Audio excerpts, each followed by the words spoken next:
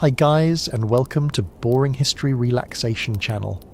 Tonight we walk with you into a winter road that feels like it's made of iron, hard underfoot, glittering with frost, and eager to numb your toes one by one. You're wrapped in a heavy cloak that smells faintly of smoke and yesterday's damp wool, and every breath you take turns into a pale little cloud that drifts away, like it has somewhere warmer to be. Somewhere ahead, there is an inn. Somewhere ahead, there is a fire. Somewhere ahead, there is the rumour of a bed, which is medieval code for a vague promise that you probably will not survive this. So, before you get comfortable, take a moment to like the video and subscribe, but only if you genuinely enjoy what I do here. And tell me where you are listening from and what your local time is. Because nothing bonds humans like mutual tiredness across time zones. Now, dim the lights, maybe turn on a fan for that soft background hum, and let's ease into tonight's journey together. You step forward carefully, because winter does not care about your spiritual goals. The path is not a neat ribbon of stone, it is rutted earth frozen into shapes that want to trip you. Slush hides in the hollows, and when your boot finds it, the cold creeps up through the leather with the patience of a tax collector. Your staff taps ahead of you, testing the ground, and it makes a dry sound like knocking on a door that might not open. You're a pilgrim, which sounds noble until you realise it mostly means you're a person with sore feet and a stubborn hope. In the medieval world, people travel to shrines for many reasons: devotion, penance, gratitude, curiosity, the need to start over, or the simple desire to touch something famous and feel your own life expand a little. A mainstream historical fact sits quietly inside your trudging rhythm. Major pilgrimage routes draw huge crowds, especially to places like Canterbury in England or Santiago de Compostela in Iberia. And the flow of travellers helps shape a whole economy of roads, bridges, hostels, cellars, and services. You're one moving piece in that living, breathing current. The cold makes every detail loud. Your cloak brushes your calves, your fingers, tucked into sleeves, ache with a slow throb. Your cheeks sting, even your eyelashes feel slightly heavier, because winter finds tiny ways to be in charge. You keep your head down against the wind, and you watch the world shrink into the few steps in front of you. This is how winter travel narrows the mind. It turns big questions into small ones. Is that patch of ground safe? Can you reach that stand of trees? Is there smoke in the distance? And then, because you are human, the mind does its little negotiations. If you make it to an inn, you tell yourself you will sleep. If you sleep, you will be warmer. If you are warmer, you will be kinder. It is a charming plan, and it is also adorable, like a kitten believing it runs the household. You pass another traveller coming the opposite way, shoulders hunched, face half hidden. You do not stop for long talk. Winter discourages long talk. You exchange a nod, and that nod is a whole sentence. Keep going, keep breathing. The road is cruel, but it is not personal. It is just cold. You carry what you can, because you cannot carry comfort. Your bag pulls at your shoulder, and you shift the strap again and again, searching for the least painful angle.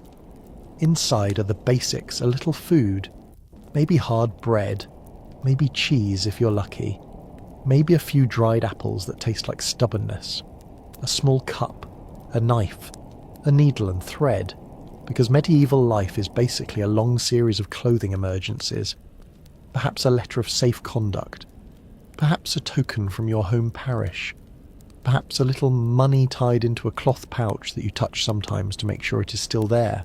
And yes, maybe you have a pilgrim badge pinned to your hat or cloak, a tiny stamped piece of metal that marks your route and your intention.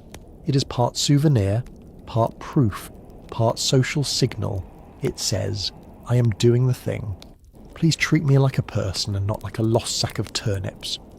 This is also where historians still argue whether pilgrims were mostly poor wanderers, or whether many were fairly ordinary, middling people with enough resources to travel. The truth is complicated, and the road does not ask for your income bracket. It asks for your legs. As the day slides toward dusk, the landscape becomes less forgiving. Shadows stretch across the track. The wind picks up and it finds the gaps at your neck and wrists. You tuck your chin into your collar and feel your own breath warming the wool for half a second before it escapes. Your stomach does that familiar hollow sound, the one that is not quite hunger and not quite worry, but a partnership of both. This is the moment when an inn becomes more than a building. It becomes an idea. It becomes a square of light in the imagination. You picture a doorway, a smoky room, the sound of people talking over each other, the clink of cups, the hiss of something cooking. You picture a hearth, the medieval sun. You do not even need a bed in the picture yet. You just need heat and a roof. Your standards have become beautifully realistic. Still, you do not want to sleep outside tonight if you can avoid it. Sleeping outdoors in winter is a lesson you only need once. The ground steals warmth faster than the air, and if you lie straight on frozen earth, your body spends the night trying to pay an impossible debt. You know this from stories, and from common sense, and from the way your feet already feel like they are filing a formal complaint. You take practical steps, because medieval survival is often practical. You keep moving, because movement is warmth. You eat a small bite, because fuel matters, even if the bite is sad and dry. You choose the slightly higher ground when you can, because low spots collect cold air like invisible water. You stay alert for tracks, not just of people, but of carts, because carts mean commerce, and commerce usually means an inn is somewhere near enough to matter. A quirky little tidbit slips into your night like a strange comfort. Some travellers carry a small ember container, sometimes a simple covered pot or metal box, to nurse a coal from one fire to another. It is not guaranteed, and it is not always safe, and it is definitely not a cute hobby, but the idea is wonderfully medieval. You're not asking the universe for warmth. You're carrying a tiny piece of it yourself, like a stubborn secret. Of course, if you do this badly. You also carry the exciting bonus feature of accidental smoke and regret. Medieval multitasking. You notice how your cloak behaves as the temperature drops. Wool is heavy, but it traps air, and trapped air is the real blanket. You pull the cloak tighter, and the fabric folds over itself, making thicker layers at your chest. Your belt holds it in place. You're learning a kind of clothing geometry, the art of turning a single garment into a shelter. If you are unlucky, the cloak is damp, and damp is winter's best friend. If you're slightly luckier, it is only cold, and cold can be managed. Your thoughts drift to the inn again, because the inn is the finish line of the day. You imagine the door opening and the warmth hitting your face so hard you almost laugh. You imagine pulling off your boots and feeling your feet scream in protest, because apparently feet have opinions. You imagine the smell of ale and onions and wet wool and wood smoke, an odour profile that no one would bottle as perfume, but you would gladly inhale anyway. Joke number 1. If medieval inns had candle-scented essence of wet traveller, the marketing would be honest. At least. The road bends, trees gather closer, you hear the faint sound of water somewhere, a stream under ice, moving like it is trying to keep a promise. You keep walking, and your body settles into a steady rhythm. Step, tap, breath. Step, tap, breath. It is almost hypnotic, and that is dangerous, because hypnosis makes you slow, and slow makes you colder. So you gently keep your mind awake, naming things you see, a hedge, a stone marker, a crow that looks personally offended by winter. Joke number 2, the crow has the posture of someone who did not ask for this weather and would like to speak to management. At last, you catch it. Not the inn itself yet, but evidence. Smoke, faint and grey, rising beyond a line of bare trees. Light, a small tremble of it, like a candle behind a curtain. Your shoulders loosen in relief and then tighten again, because relief is not a bed. It is just a feeling. You pick up your pace.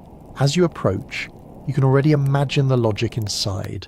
People arrive before you. People claim spaces. People huddle where the heat is. Some pay more. Some beg politely. Some push their luck. You're entering a little winter ecosystem that runs on warmth, coin, and timing. The inn does not exist to give you comfort.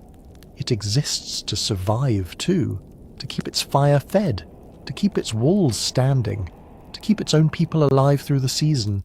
You reach the door. The sound of voices leaks through the cracks. Your hand lifts, and you feel the stiff leather of your glove, the numbness in your fingertips, the weight of the night behind you. You knock, and it is the most hopeful sound you have made all day. Joke number 3. You're basically a frozen parcel trying to deliver yourself to an address called inside.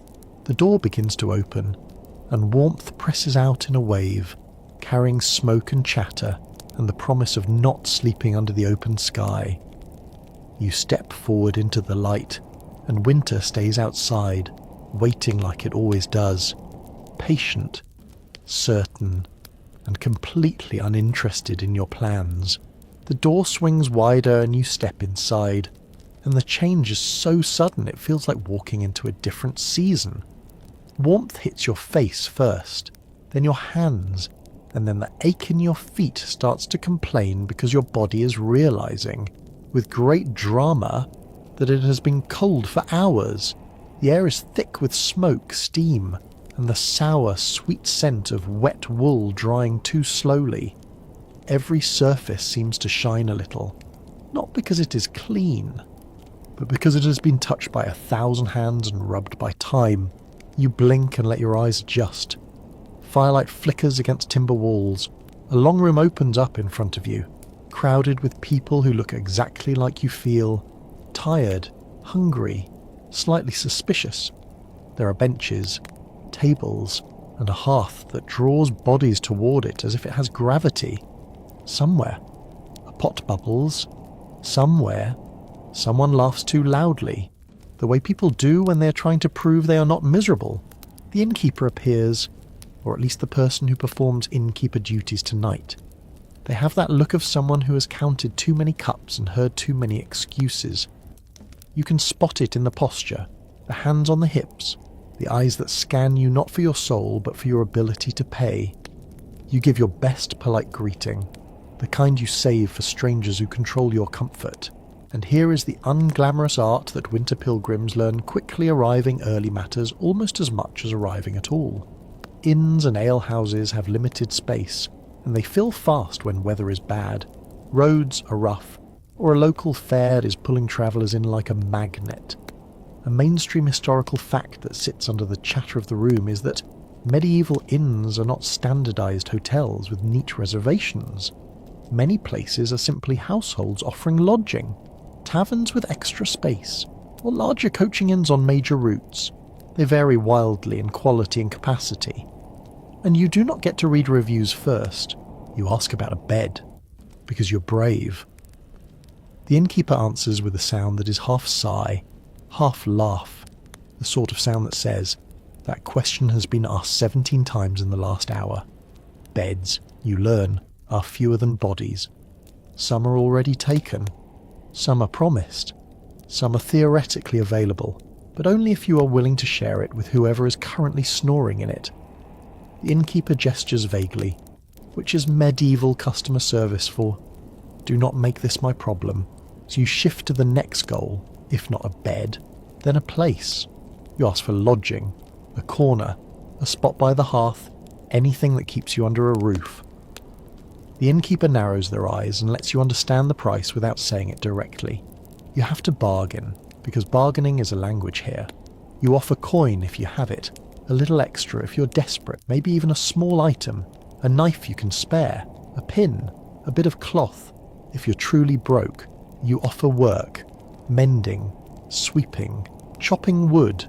It is not romantic, it is practical, and it can be humiliating in the way winter often is. You notice how other travellers manage it.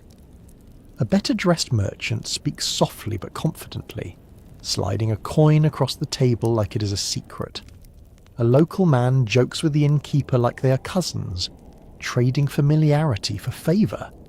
A group of pilgrims with matching badges stands together, which makes them harder to push aside. There is a social physics to this room. Weight, money, status, friends. All of it changes where you end up sleeping. You also learn to read the building like a map.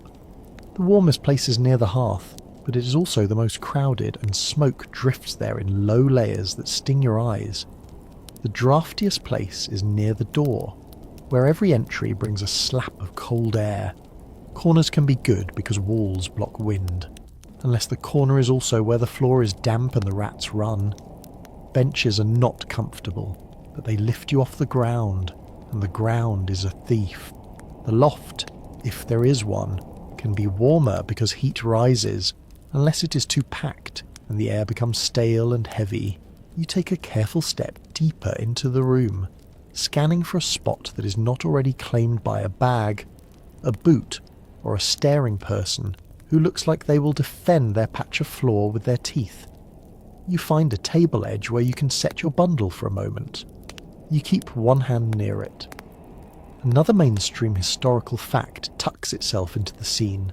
Theft is a real concern on the road and in lodging houses, and travellers often sleep with valuables tied to their body or tucked under them. It is not paranoia, it is just medieval reality. The innkeeper offers you something. Not a bed, of course. A space on the floor, perhaps, with a bit of straw if you pay, or a place on a bench if you pay more, or, if you have real money, maybe access to a smaller room, which sounds like luxury and probably smells like old onions anyway. You make your choice with the seriousness of a king choosing a battlefield. You go for the option that keeps you closest to heat without putting you directly in the path of the door. You hand over your coin? The innkeeper's expression changes instantly, because money is the only universal prayer that gets answered quickly. They point to a strip of floor near the hearth. Not the best spot, but not the worst. It is a little patch of rushes and scattered straw, already flattened by previous bodies. Still, it is something. You nod and claim it the way a tired animal claims a nest. Now you have the next problem, the one pilgrims rarely picture when they imagine sacred journeys. What do you do while you wait for sleep? Because the room is loud, and the fire is bright, and people are still arriving. You do not just collapse immediately. Not if you want to keep your spot. Someone will step over you, or worse, decide you're not using the space properly and borrow it. So you begin the routine of becoming invisible while staying present. You sit, keeping your bundle close. You loosen your cloak but do not remove it. You pull your boots slightly away from the hottest part of the hearth because leather hates sudden heat. You flex your toes, and the pain comes back in little waves, which is your body's way of saying, "Welcome to warmth. I will now provide a full report of every ache you ignored."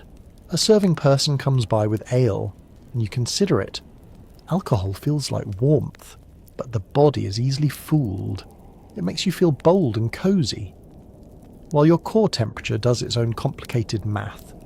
Historians still argue whether travellers relied on ale primarily for hydration, calories, and safety compared to questionable water sources, or whether the drinking culture is simply what happens when you put cold, tired humans in a room with fire. Either way, you watch a man gulp his cup like he's trying to fill a hole in his chest. You choose something small, maybe a warm broth if it is available, maybe bread and cheese if it is not.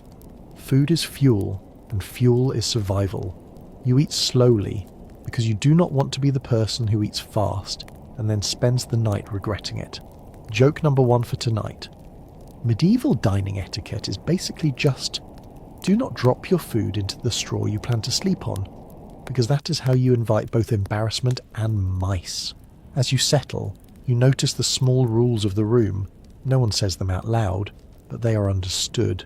Do not take the best spot unless you paid for it or fought for it. Do not block the fire completely, because someone will push you. Do not accuse someone of theft without proof, because that leads to shouting and sometimes fists. Do not stare too long at the person who looks half asleep, because they might wake up cranky and decide you are a threat. A quirky tidbit slips in with the smoke. Some inns and lodging places keep a token system of sorts for certain goods, like a piece of wood or a tally, to track who has paid for hay, straw, or feed. especially when stabling animals is involved.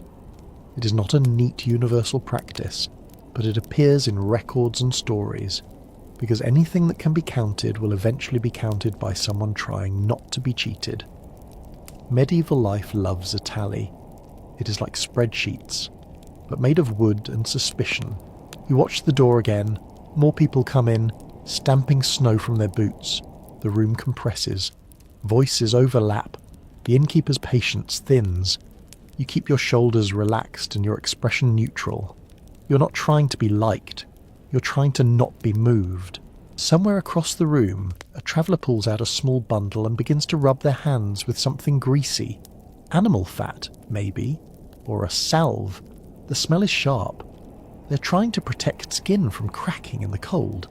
You consider your own hands, red and rough, and you make a mental note that comfort is often just prevention. Joke number 2, your hands currently resemble ancient parchment that has been filed under weathered document, and no one needs to read you that closely. Your spot remains yours. You're still awake. The fire continues to burn. The room continues to churn with human noise. But you can feel the day's tension draining. Your breath slows. Your eyelids grow heavy. Your body begins to accept that this is the place you will spend the night. Not in a clean bed with fresh linen, but on a patch of floor that is at least indoors. And as the room finally settles into a rough rhythm, you realise the simple truth of winter lodging getting inside is only half the victory. The other half is staying warm, staying safe, and staying unnoticed enough to sleep. Joke number 3. You are basically competing in the medieval sport of extreme napping, and the prizes are warmth and the ability to stand tomorrow without sounding like a creaky door. You shift your bundle closer, tuck your cloak around your knees and let the fire's flicker pull your thoughts into softer shapes, while the inn's crowded life sways around you like a slow, smoky tide. You stand up again, because the room has taught you something. Quickly sitting is safe, but standing is strategic. You need to confirm what full means here, because it is not a neat sign on a door, not a number in a ledger, not a polite apology. It is bodies, breath, and claims. It is a human puzzle where every piece insists it belongs. You weave through elbows and bench corners, careful not to step on toes. The dog lifts its head, decides you're not food, and returns to sleep. Someone is singing softly, not well, but with commitment, the way a person sings when the alternative is thinking about their blistered feet. Smoke hangs under the rafters in a grey layer, and every so often a gust from the door pushes it around like a living thing. You make your way toward the part of the room where the innkeeper keeps control. Control is maybe too strong a word. Let us call it the illusion of control. There is a table, a shelf, a place where cups stack and coins clink, and the innkeeper's eyes keep flicking between people and problems. You approach with your best expression of calm, the kind that says, I am reasonable, I am tired, and I will not create drama unless absolutely necessary. You ask, again, about beds. The innkeeper answers without warmth. The beds are taken, all of them. The private room is taken. The loft is filled. The stable has bodies in it too, because desperation is democratic. Even the bench by the window has 2 men already draped across it like laundry. This is the first blunt lesson of the medieval winter inn. A bed is not a guaranteed feature of lodging. It is a scarce resource. Many inns have only a few true beds, and those beds are often shared by strangers. A mainstream historical fact settles into the scene in many medieval lodging places. Sleeping arrangements are communal, with travellers sharing large beds, pallets, benches, or floor space, and privacy is a luxury reserved for the wealthy or the lucky. The modern idea that a bed belongs to one paying customer is simply not the default here. You look toward the inner rooms, hoping there is some hidden chamber, but the reality is plain. The structure is built for a household and a business, not for 100 winter pilgrims. Even if the inn is sizable, it is not designed to take in everyone who arrives on a bad night. Roads funnel people together, weather slows them down, and the building becomes a jar filled past its lid. So you widen your definition of sleeping. Instead of asking for a bed, you ask for a space that counts as sleeping. The innkeeper points to floor patches, to straw corners, to a place near the hearth where 3 people are already arranged like stones around a fire, as the innkeeper's gesture says. Choose something and stop asking questions that require miracles. You walk back into the crowd and observe the bed situation from a distance. You spot one of the beds in an alcove or side area. It is not a private room, just a more sheltered space. There are 2 bodies in it already, and a third person negotiating. They are not whispering. Negotiations in crowded inns are public theatre. The third person offers coin, then offers more coin, then offers a promise to leave early. The 2 in the bed exchange a look that says, "We do not want you, but we do want your money." They shift slightly to make room, with the slow resignation of people who know warmth is easier than pride. The third person climbs in, boots off, and the bed creaks like it is filing a complaint. Joke number 1, this is less sharing a bed and more human stacking with blankets. The medieval version of making sure nobody touches the floor because the floor is a villain. You notice the rules that emerge around full beds. People keep their boots near their head or tucked under them, not because it is polite, but because boots walk away. People keep their knife close. People position their bag as a barrier. Some sleep with an arm looped through a strap. The body becomes a lock. Another mainstream historical fact that fits the moment is that medieval travellers often carried their own bedding, like a blanket or cloak, and would use it anywhere they could, because inns did not always provide clean linens or enough coverings. The bed might be a wooden frame with a mattress of straw or feathers if it is fancy, but your warmth still depends on what you bring. You glance at the loft, if there is one.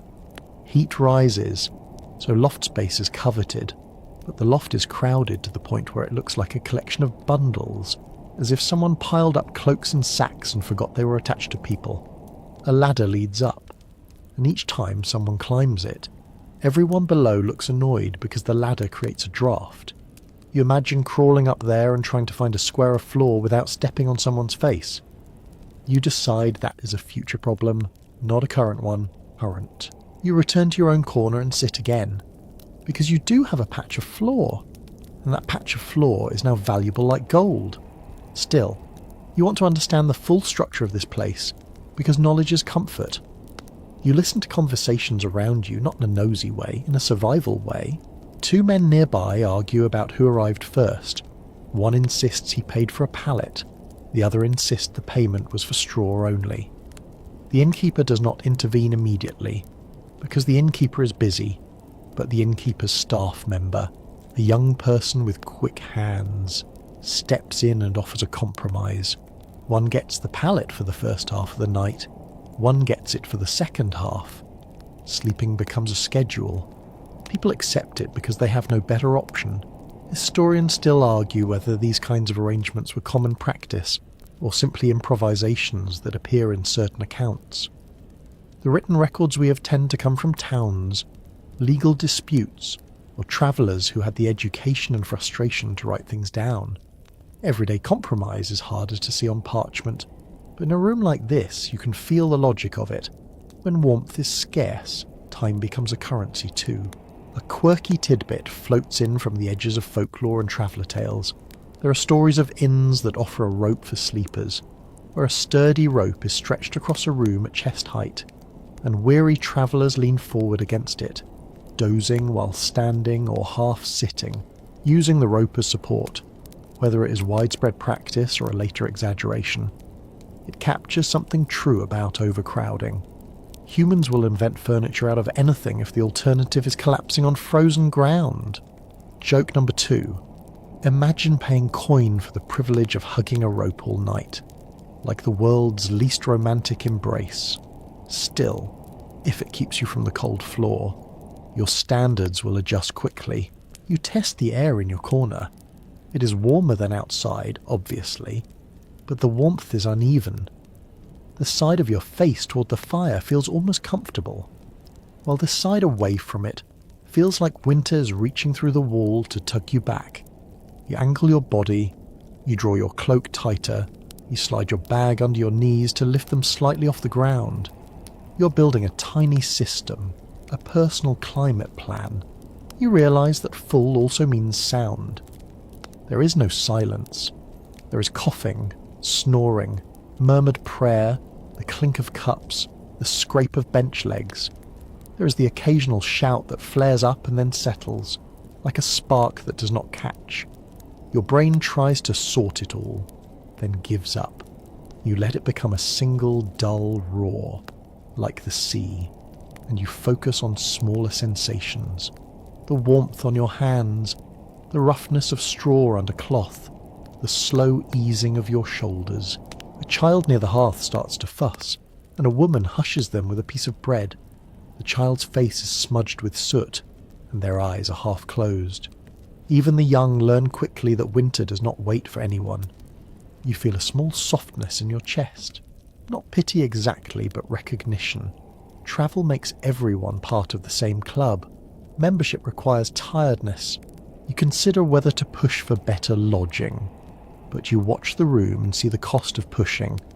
Every negotiation draws attention. Attention attracts trouble. Trouble attracts the kind of night you do not want. So you stay with your corner. You keep your bag close. You keep your staff within reach. You let the fire crackle and accept that a bed is not the defining line between comfort and misery. The defining line is whether you can rest without losing what you own, without freezing and without being shoved aside. You lower yourself further, shifting into a half recline, still alert. You tuck a fold of your cloak under your head. It is not a pillow, but it is not the bare floor either. You breathe in, and the smoke scratches your throat lightly. You breathe out, and your body begins its slow negotiation with sleep. That careful medieval bargain where you trade vigilance for rest, but never all at once. Joke number 3. You're not so much going to bed as joining a crowded human storage room, but it is warm enough to feel like victory. Warm enough that your eyelids start to droop. Warm enough that the word full loses its sting and becomes just another fact. Like wind or mud. A condition to adapt to, not a personal insult. You settle into the space you have, listening to the room's uneven breathing, and you let your thoughts soften into the simple shapes of survival. Stay warm, stay safe, stay still, and let the night carry you as gently as it can. You decide the bed is a myth for other people, and you focus on what is real: floor, straw, sacks, and the politics of corners.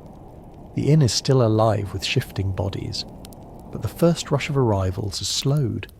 That means spaces are no longer being claimed in loud bursts. They are being defended quietly, with elbows, bags, and the stare of someone who plans to outlast you. You look down at the rushes scattered across the floor. They are not decorative. They are the medieval compromise between bare boards and actual comfort. In some places, people scatter fresh rushes or straw to soak up spills, soften footsteps, and provide a tiny layer between human and wood. In winter, that layer matters. A mainstream historical fact fits neatly here. Straw mattresses and pallets are common in medieval Europe. And even when there is a bed frame, the stuffing can be straw, chaff, or other plant material, while better households might use feather beds. The difference between straw and feathers is the difference between functional and I have money. You crouch and test the floor with your hand. Cold seeps up from it, even inside. The building rests on earth, and earth is a patient refrigerator.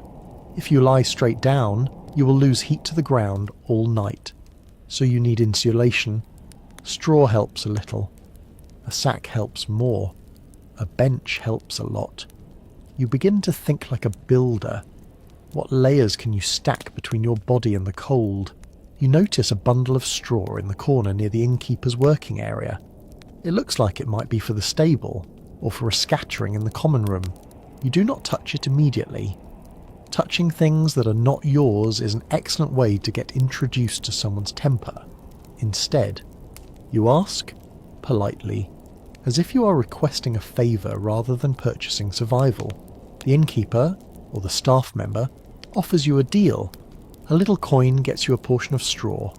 More coin gets you a sack, or access to a stored pallet. Something like a flattened cushion that can be dragged out when needed. You hand over what you can, because your body is already calculating the cost of shivering. They toss you a rough sack that smells like old grain and dust. It is not pretty. It is perfect. You carry it back to your spot like it is treasure. You spread it out, shake it, and try not to inhale too deeply. Dust rises. The air is full of things you do not want inside your lungs. You fold the sack in half to double the thickness. You place it where your torso will lie, because your core is the part you must protect. Then you pull stray bits of straw from nearby and pile them under the sack. You are making a nest. You are not too proud to make a nest. You watch other travellers do the same in their own ways. One man pulls a small blanket from his pack and lays it over straw like he is dressing a wound.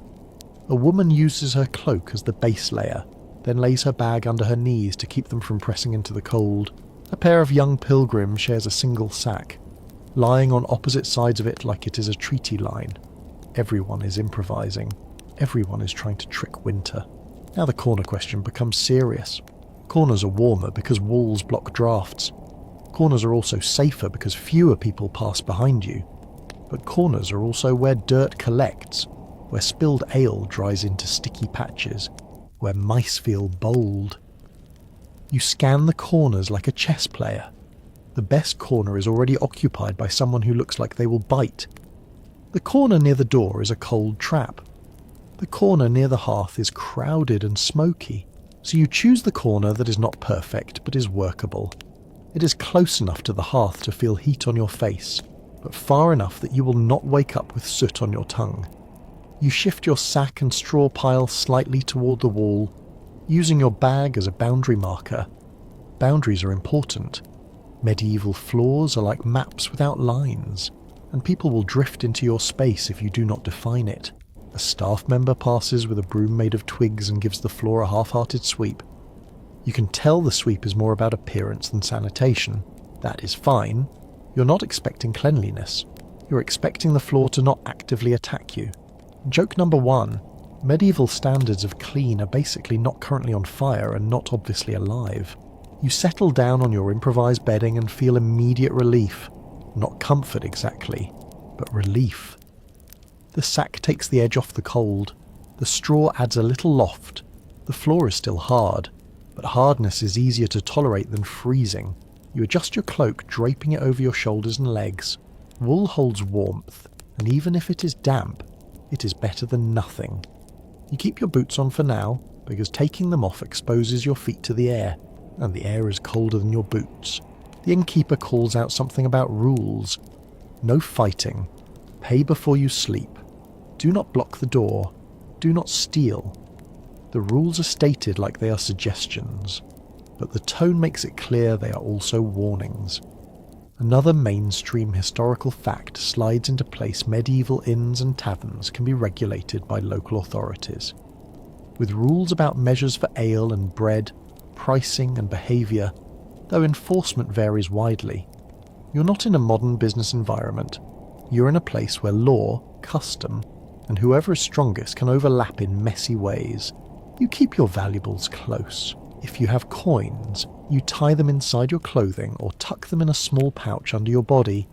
If you have a letter or badge you care about, you keep it pressed against you. The sack is for insulation, but your own body is also a shield. You position your staff within reach, not as a weapon exactly, but as a comfort. It is a familiar object, and familiar objects calm the brain. The room quiets slightly, not quiet like a church, quiet like a tired animal settling. Someone stirs the fire. Sparks jump up, then fade.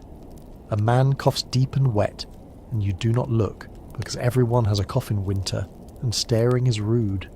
You shift again, finding the least painful arrangement for your hips and shoulders. The sack crinkles under you, and the sound feels loud in the softened room. A quirky tidbit comes in through the way people talk about bedding. Some travellers swear by dried bracken, fern, or heather as a better base than straw, because it can be springier and less prone to crushing flat. Whether you find that on this journey depends on landscape and luck, but the idea floats around, passed between travellers like advice in the dark. You tuck it away mentally. If you ever have to sleep outside, you will remember the plant names like they are spells. Historians still argue whether the common room floor is primarily a last resort for the poorest travellers, or a normal part of medieval lodging, even for people with some means. In a world with limited built space and unpredictable travel, the line between normal and last resort is not sharp. Tonight, you are simply one more person making a practical choice. You test another trick. You pull a bit of your cloak under your head as a pillow. If you have a spare shirt, you fold it and use it as extra padding. You angle your body so your back is toward the wall and your face toward the fire, because heat is uneven and your body will chase it even in sleep.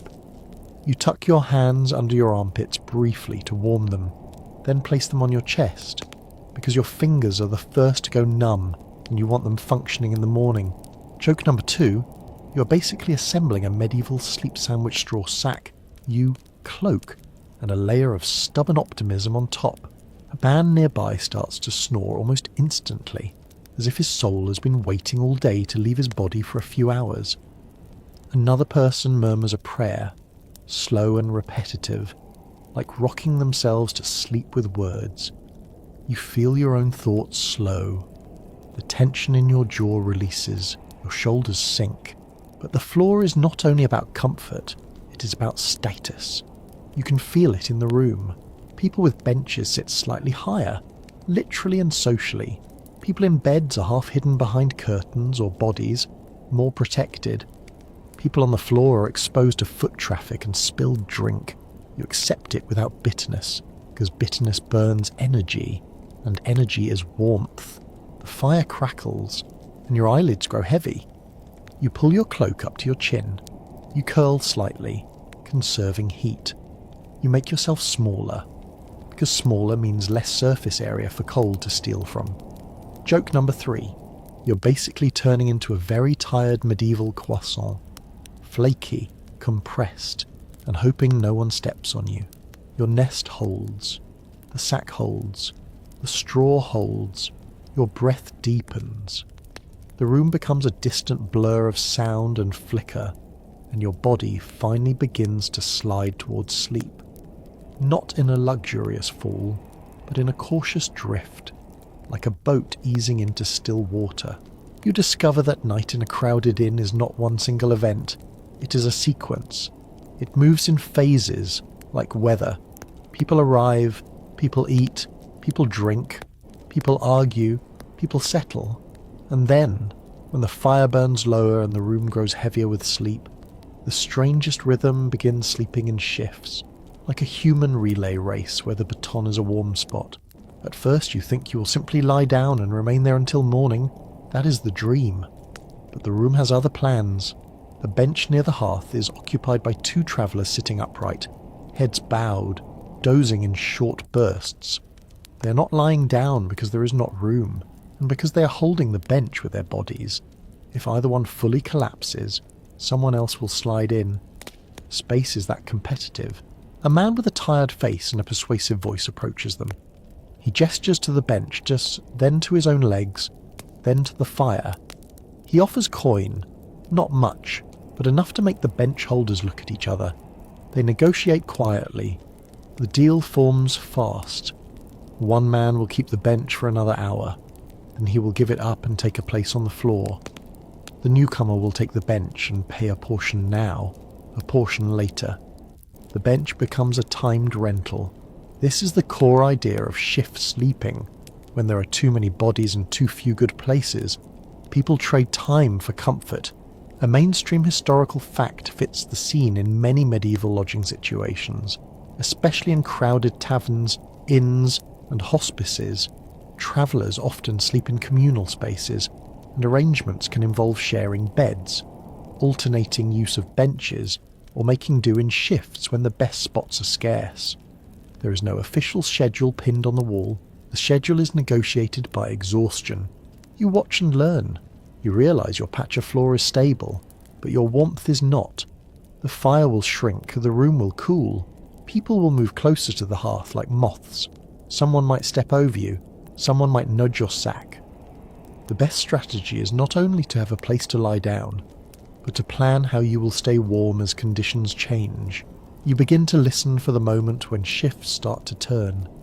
It is subtle. Someone wakes and stretches. Someone coughs and sits up. Someone mutters and stands, moving stiffly like a hinge that has rusted. They look around, eyes half open, and then they drift toward the hearth. Another person sees that movement and decides it is time to trade. It is a quiet market of sleeping positions. A staff member adds wood to the fire, but not too much. Wood costs money. Wood requires labour. The fire must last the night. The innkeeper wants warmth, but also wants fuel left for morning. You can feel the economy in the flames. You attempt your own shift plan. You start on your sack, but you keep an eye on a bench that sits near the hearth.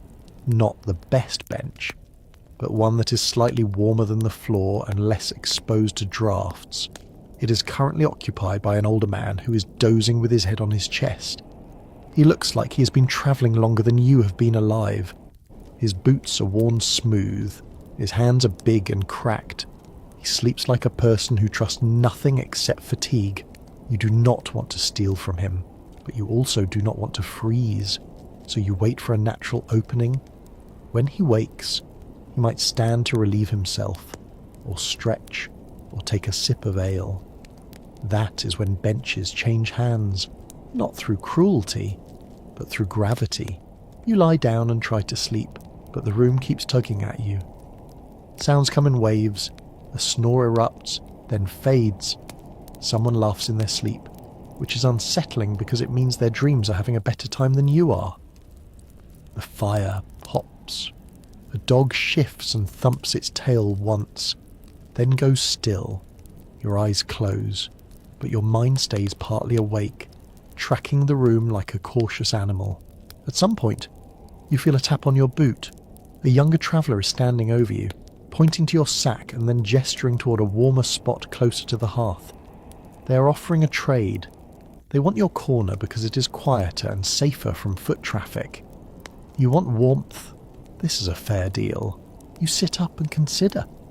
The warmer spot is closer to people, closer to smoke, and closer to accidental spills. Your corner is quieter, but warmth is the point tonight. You nod. The two of you move with careful politeness, because even in an overcrowded inn, courtesy is a kind of armour. You drag your sack toward the hearth. They drag their thinner bedding toward the wall. This is a new development for you. You realise sleep is a negotiation, not a passive collapse. You can trade. You can choose. You can adapt. The cold outside is fixed. The warmth inside is flexible. You settle near the hearth, not too close, because sparks and ash are real hazards.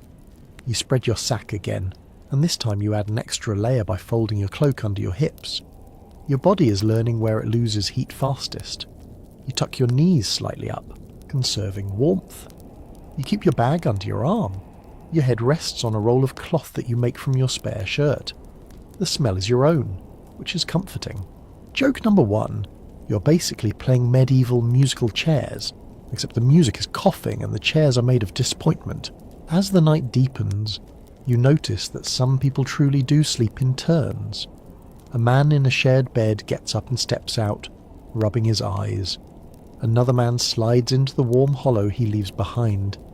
They do not exchange words. The warmth is the language. It is the same with the benches.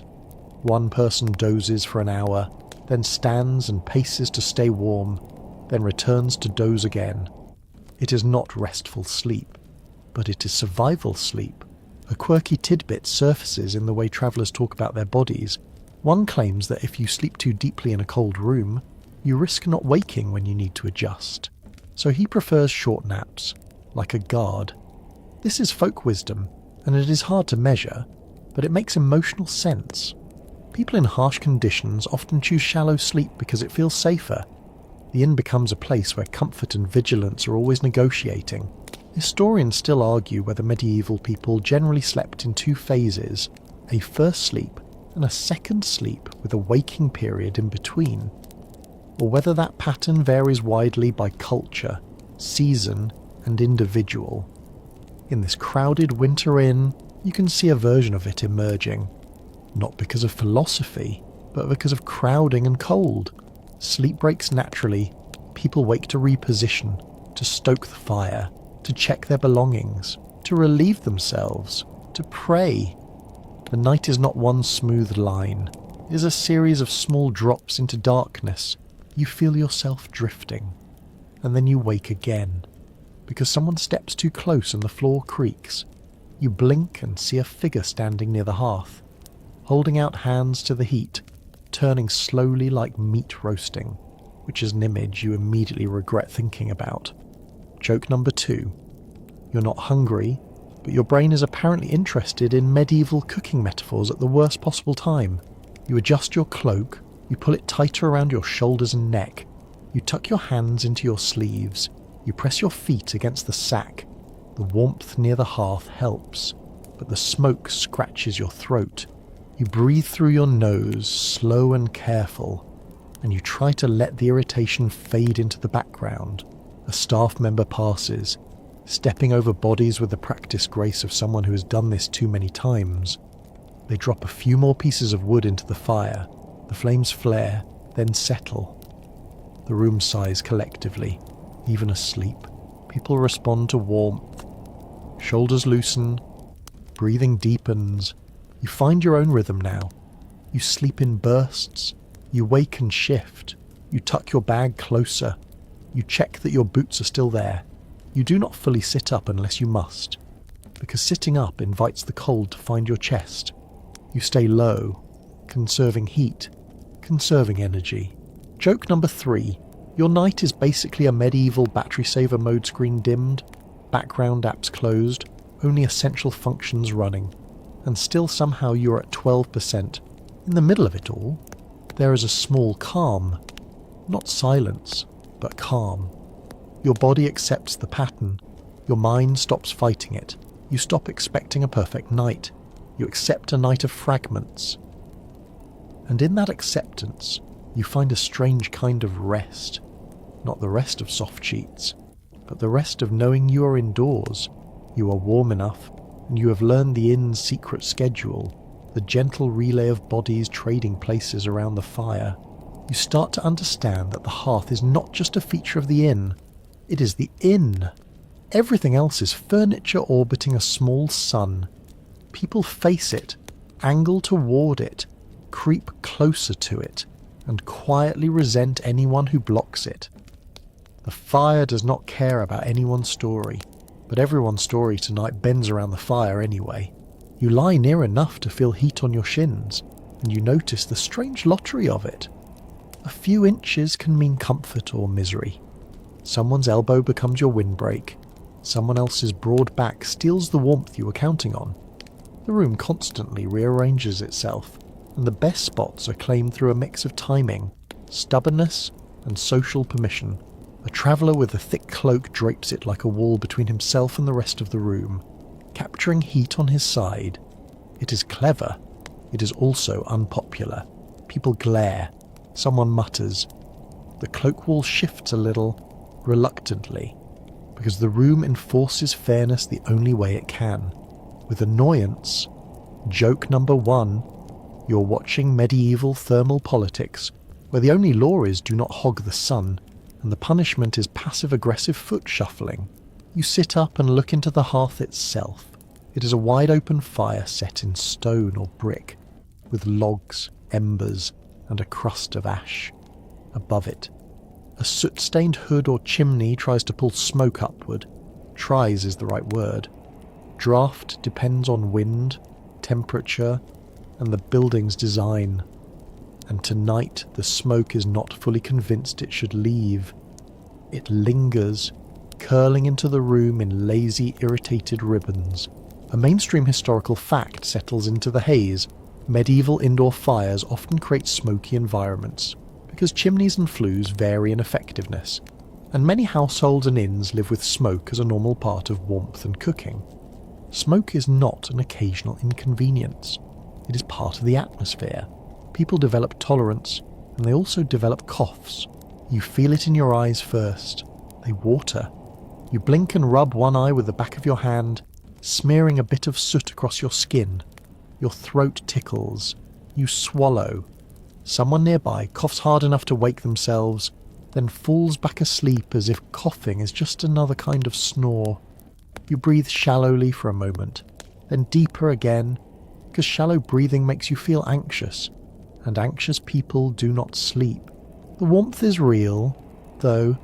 It loosens your hands, it softens your shoulders, it makes your jaw unclench.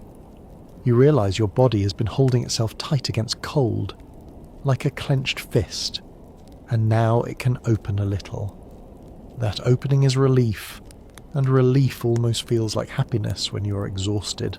But warmth comes with a price, and the price is smoke, crowding, and the constant possibility of sparks. A staff member stirs the embers with a poker. A small shower of sparks lift up. Someone yelps softly and pulls their cloak back. A tiny burn spot appears on wall. It is not dramatic, but it is a reminder that fire is both friend and hazard. You adjust your position again, angling your feet farther from the hearth so they do not overheat while your back stays cold. This is the strange math of winter comfort. You're always balancing extremes. Too far, and you freeze. Too close, and you roast one side while your lungs fill with smoke. You find a middle distance, like a person negotiating with a difficult neighbour.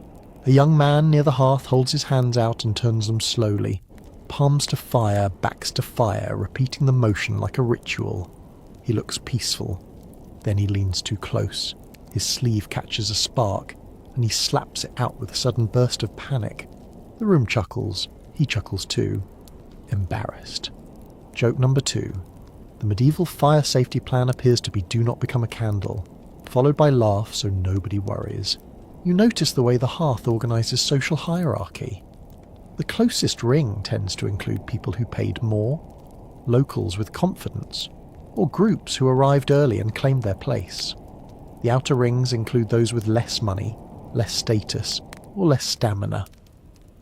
But the rings also shift as the night wears on. People grow tired of defending their territory. People drift away to sleep. Newcomers slip into gaps.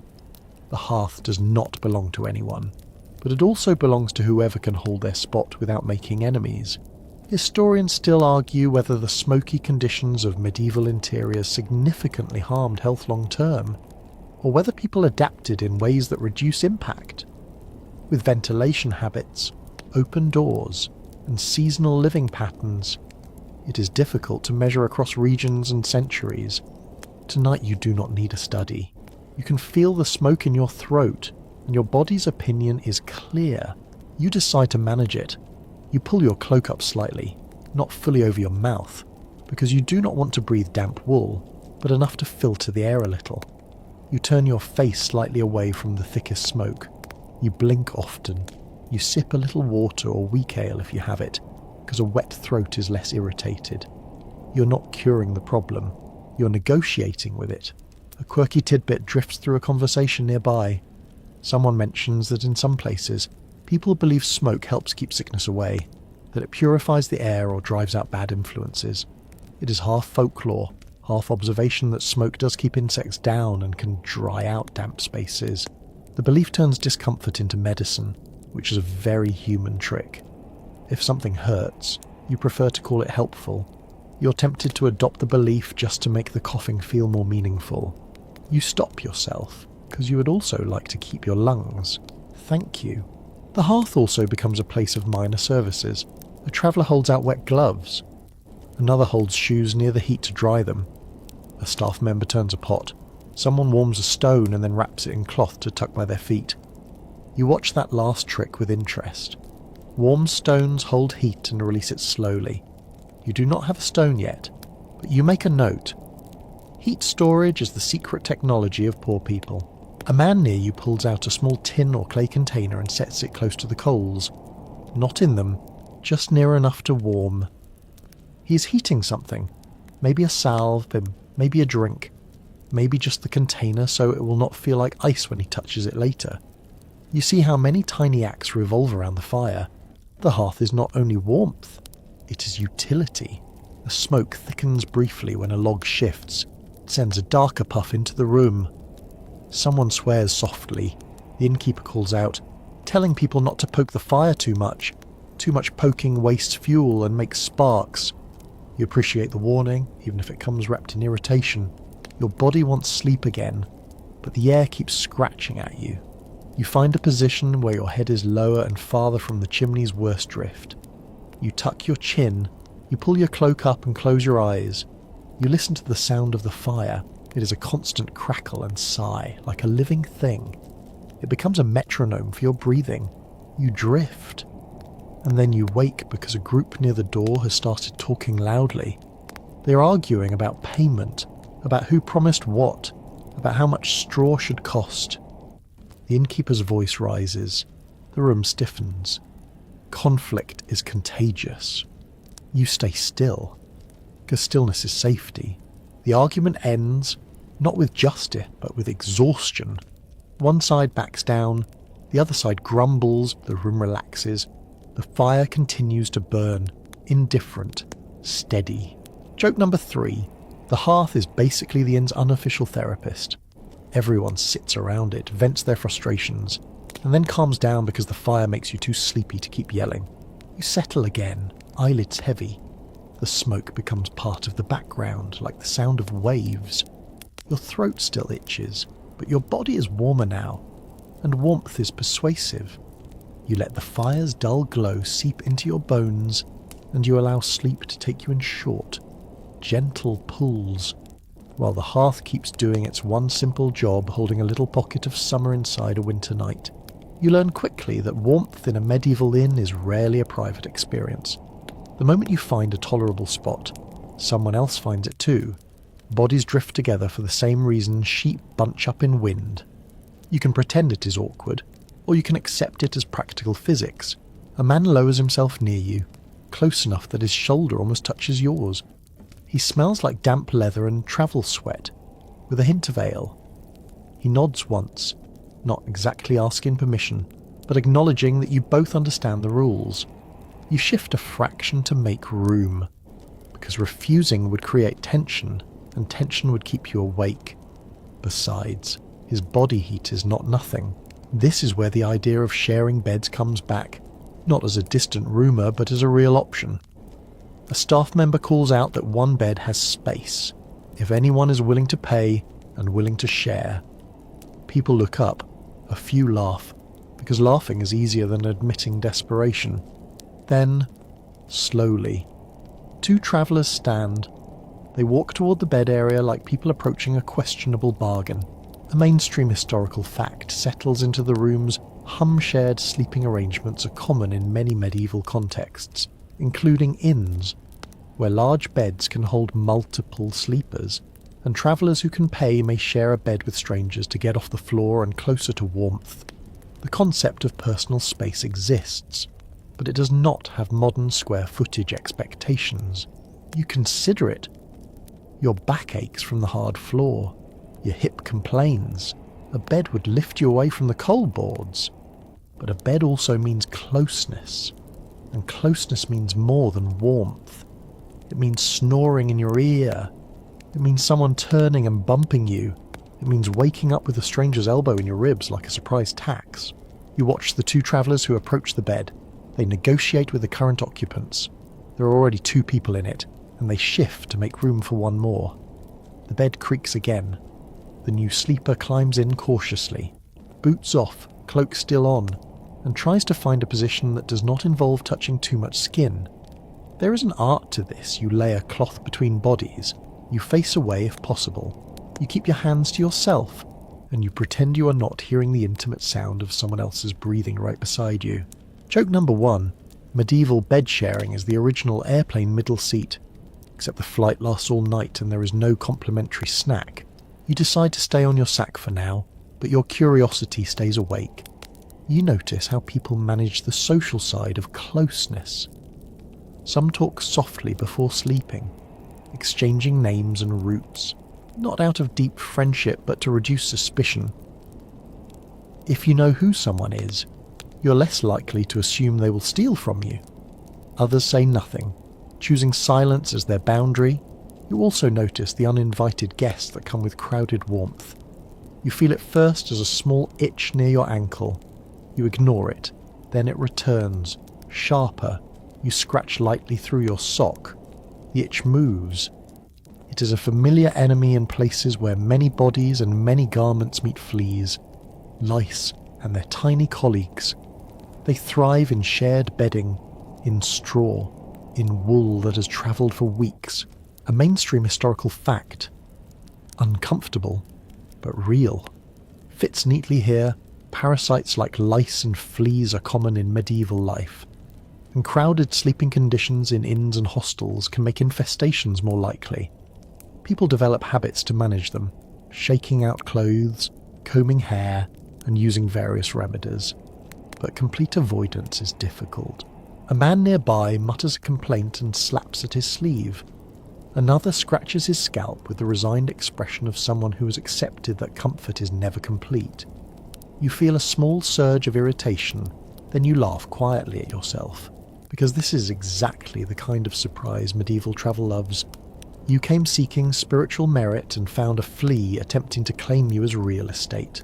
You manage it as best you can, you shake your cloak subtly, you pick at your clothing seams, feeling for anything crawling. You try not to look too frantic, because frantic behaviour makes people watch you, and being watched is not relaxing. You tuck your trousers tighter at the ankle. You keep your bedding neat, because disorder gives insects more hiding spots. It is not a perfect plan. It is a plan that helps you feel slightly in control. A quirky tidbit drifts in through overheard chatter. Someone swears by a little bundle of herbs, tucked into clothing, as a way to repel insects. The scent might be strong, something like rosemary, wormwood, or other pungent plants. Whether it truly works is debated, but the belief persists because it gives people something to do. Action feels like protection. Even if the herbs only make you smell like a walking garden, you might prefer that to smelling like a buffet. Historians still argue about the effectiveness of these traditional remedies versus the simple fact that most measures are partial at best. Without modern insecticides and sanitation, control is about reduction, not elimination. You're living the debate in real time, scratching thoughtfully like a scholar. If scholars were also exhausted and lying on sacks, the closeness of bodies changes the soundscape too. Snoring becomes louder because people are nearer. You hear breath whistles, small groans as someone turns, the rustle of fabric. A man mutters in his sleep, words blurred. The room becomes a choir of involuntary noises.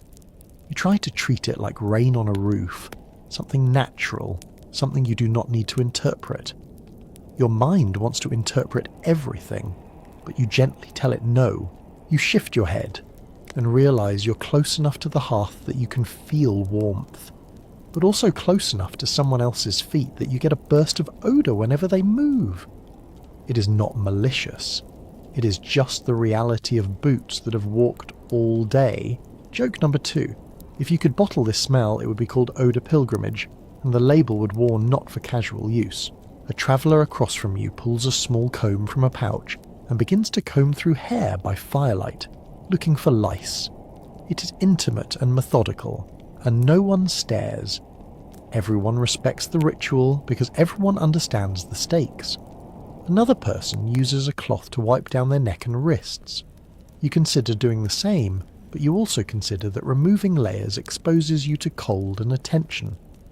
You choose a minimal approach, wiping your hands and face quickly, then wrapping back up.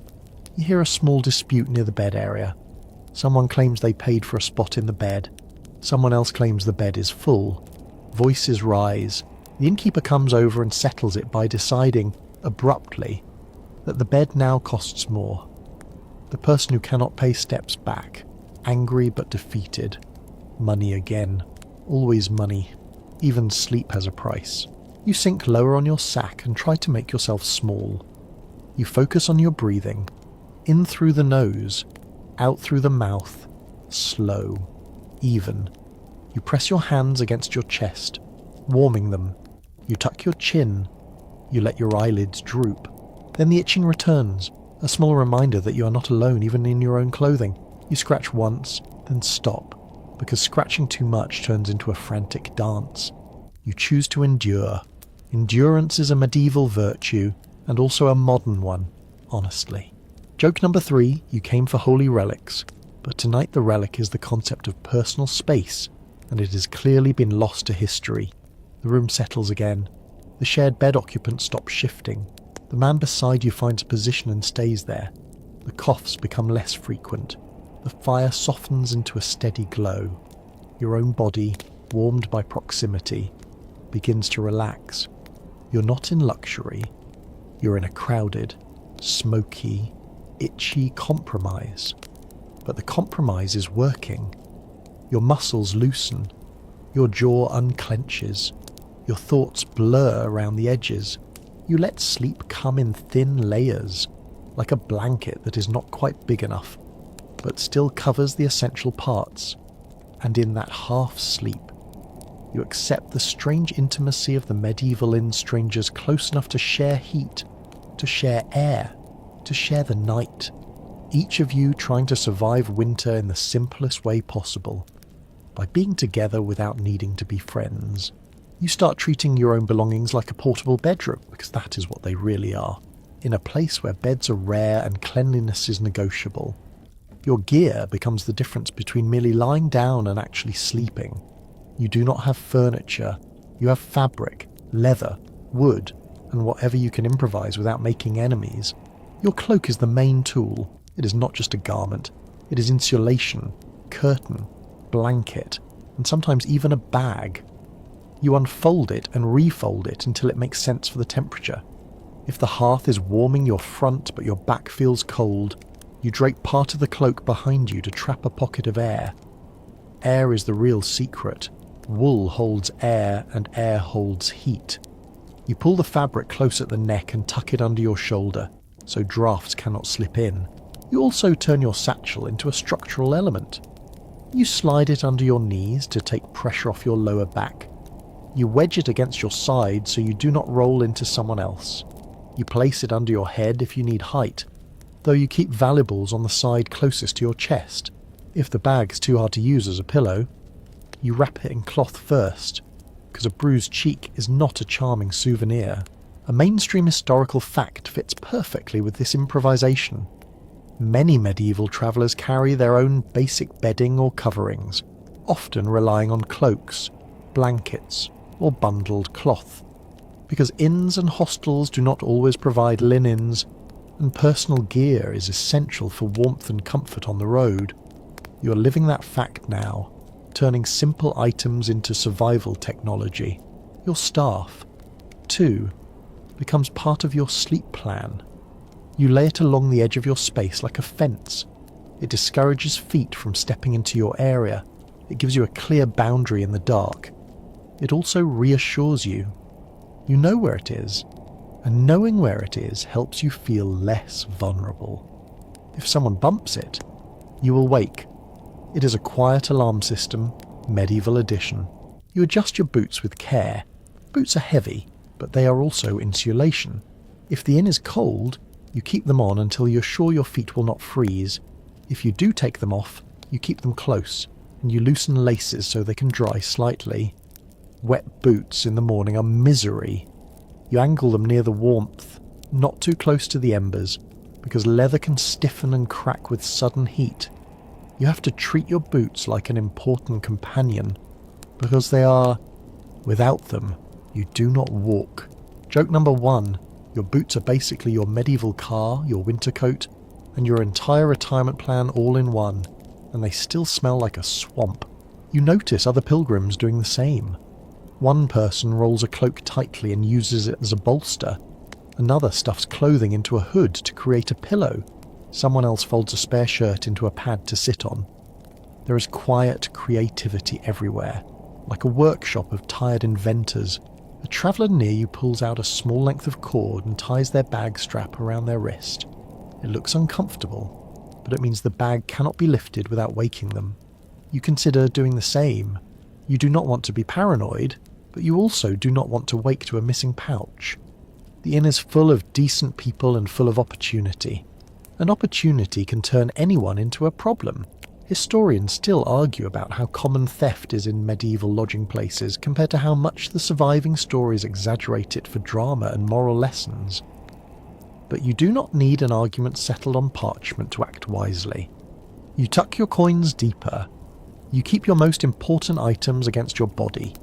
You choose a position that makes it harder for anyone to reach into your clothing without you noticing. Your cloak becomes your insect defense too. You shake it out before settling, trying to dislodge anything that might be hiding in the folds. You smooth it down and tuck it in around your ankles and wrists. In a perfect world, you would have clean garments and a fresh bed. In this world, you aim for fewer bites. A quirky tidbit floats into your mind from something you heard on the road. Some travellers swear that sleeping with a small pouch of salt or strongly scented herbs near the body helps with dampness and pests. Salt absorbs moisture. Herbs smell sharp enough to make you feel protected. Whether it truly changes the insect situation is uncertain, but it changes your mind situation, and that matters. You do not have a pouch of salt, but you do have a stubborn willingness to believe in small comforts. You also use your clothing as insulation in layers. If you have spare cloth, you place it under your lower back or under your shoulders. You create padding where bones press into the floor. You fold and refold until the pressure points soften. The goal is not luxury. The goal is waking without feeling like you've been pressed flat by a millstone. You pay attention to the air in the room. Near the hearth, it is warmer but smoky. Near the walls, it is colder but clearer. You decide which discomfort you prefer. Tonight you pick warmth. You angle your face away from the thickest smoke and breathe slowly. You keep your mouth closed when you can. Your nose filters better than your mouth, though the nose is also dramatically offended by the room's smells. Joke number 2, if your nose could write a travel diary, it would just be one long complaint with occasional praise for fire. You reposition your staff again, then your bag, then your cloak. It is a slow dance. You're trying to settle into a stable arrangement, but the room shifts, and you adapt. A person nearby rolls over and their elbow nudges your boundary. You do not snap. You simply adjust a little, because conflict is loud, and loud keeps you awake. A small moment of skill appears when you realise your cloak can act like a tent. You lift one edge and drape it over your knees and torso, leaving a small gap for air. It traps warmth around you. It muffles sound a little. It also creates a private darkness, a small bubble that feels separate from the crowded room. You feel calmer immediately. This is not just physical warmth, it is psychological warmth. A mainstream historical fact ties into that feeling. Medieval people often rely on textile goods not only for warmth, but also for privacy, using curtains, hangings, and draped cloth to separate spaces in otherwise communal rooms. Fabric shapes the lived environment. Your cloak is doing that for you now on a tiny scale. The bubble of cloth also reduces the feeling of being watched. Even if no one is watching you, your mind imagines eyes in the dark. The cloak tent tells your brain, you're hidden enough, you can let go a little. You hear footsteps pass, someone stumbles, catches themselves, mutters. The staff you placed as a boundary gets nudged, and you wake just enough to register it. The system works. You relax again. Joke number 3. You have built a whole medieval security system with one stick and a bad attitude toward drafts, and it is honestly impressive. You settle deeper. Your breathing slows. Your shoulders loosen. You feel the steady heat of the hearth on your shins and the cooler air on your back. But your cloak holds the difference in balance. Your bag presses into your side, reminding you it is there. Your staff lies along the floor like a loyal guard dog. Your boots are within reach. Everything you need is arranged in the dark. Sleep comes more smoothly now, not because the inn has become comfortable, but because you have made comfort out of your own things. You have turned travel gear into bedding, boundaries, and protection. And as your eyelids grow heavy, you drift into rest with the quiet satisfaction of someone who has solved a practical problem in an unglamorous world. One fold of cloth at a time, you find a different kind of doorway in the night. One that does not smell like ale and argument, but like wax, wood, and steady rules. The building is quieter, the kind of quiet that makes you automatically lower your voice. A lamp burns with a calm flame. The air is still cold, because stone holds winter like a grudge. But the cold feels organised here, almost polite. This is the world of monasteries, hospices, and religious guest houses, places that take in travellers as part of a spiritual duty. You step inside and feel the shift immediately. There is less noise, less bargaining, and more routine. You're still a stranger, still tired, still a body needing warmth. But here your status as a traveller has a slightly different meaning. You're a guest, and hospitality is not just business, it is a practice. A mainstream historical fact settles into the scene. Many medieval monasteries and religious institutions provide hospitality to travellers, including pilgrims, sometimes through dedicated guest houses, and some routes develop networks of such lodging, especially near major shrines and passes. This hospitality can be guided by religious ideals, but it also varies by region, wealth of the institution, and the number of travellers passing through. You are received by someone who looks like they have been awake since before dawn, not because of stress, but because routine is their spine. A brother, perhaps, or a lay servant. They ask a few questions. Where are you coming from? Where are you going? Are you sick? Are you alone? Their tone is not suspicious. It is practical. It is the tone of a place that must protect its community while still practicing charity. You offer a greeting and keep it respectful. You do not swagger. You do not argue about price. You might offer a small donation if you can, a coin, a candle, a little food. You have learned that generosity opens doors, but here it feels less like payment and more like participation in a system that runs on mutual obligation. You are led to a space for sleeping, and it's not a private room with embroidered sheets, so do not get excited. It is a dormitory or a guest hall, with pallets or simple beds lined in rows. There might be straw mattresses, and there might be a blanket. There might be a thin cover that smells like old linen and smoke. Still, compared to a crowded tavern floor, it feels like order. The rules appear gently but firmly. Quiet at night. No loud drinking. No gambling. No fighting. You're told when lights go out. You're told where to wash. You're told where to leave boots. You're reminded to respect the place. You accept. Because rules are comforting when you're tired. They remove decisions. Decisions are exhausting. Historians still argue about how consistent monastic hospitality is, and how often it is strained by the sheer number of travellers, especially during peak pilgrimage seasons. Some accounts praise generosity, others complain about overcrowding, strictness, or being turned away. The reality depends on the house, the era, and the pressures of famine, war, or local politics. Tonight, you have found a place that still has space to give. You are offered food. It is simple. Maybe bread, maybe pottage, maybe a bit of cheese. It tastes plain, but your body responds like it has been waiting for something steady. There is also water, or weak ale, depending on the place. You drink slowly. You feel warmth spread through you. Not dramatic warmth, but the kind that settles in the belly. You notice that the cold here is different. Stone walls make the air chill, especially away from the hearth, but the building is designed to endure, and there are fewer drafts from people constantly opening a door. There is less smoke in the air, though candles and lamps add their own faint scent.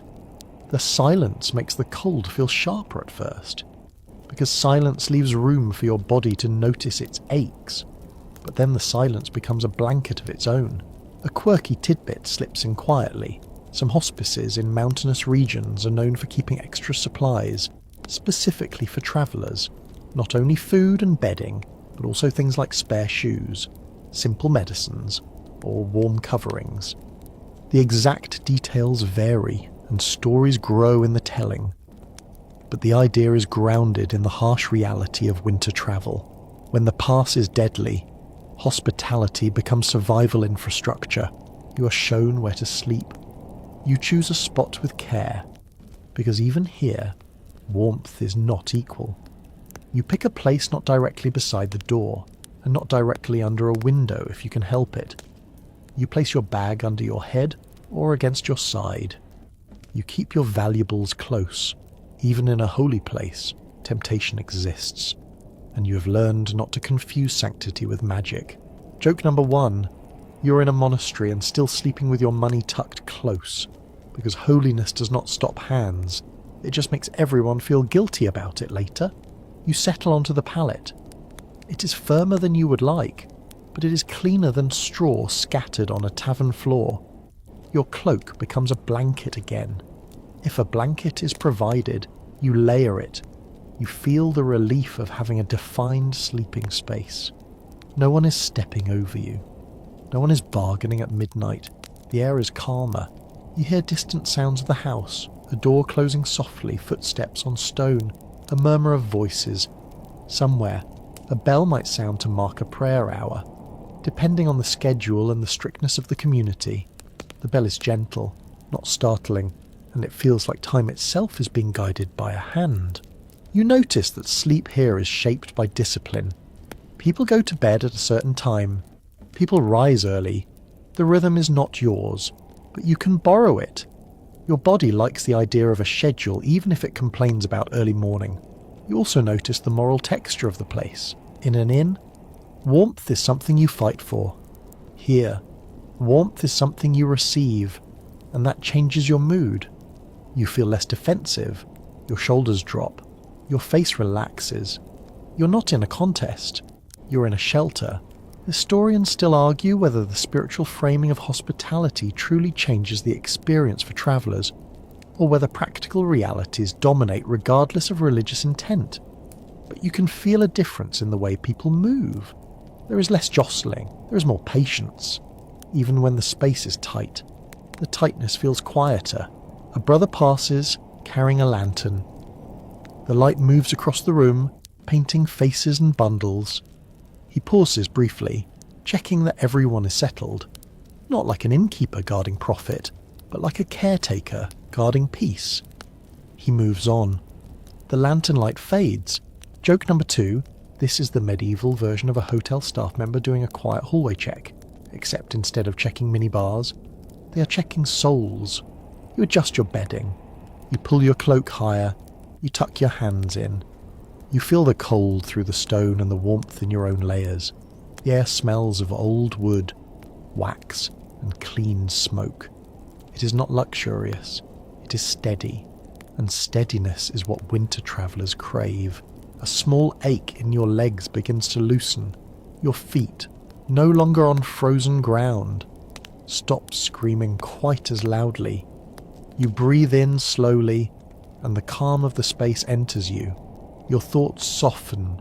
They do not race. They settle. Joke number 3. You came here looking for a place to sleep, and you accidentally found a place that makes your brain stop doing cartwheels. That might be the most miraculous thing in the building. You close your eyes. The room holds you in quiet order.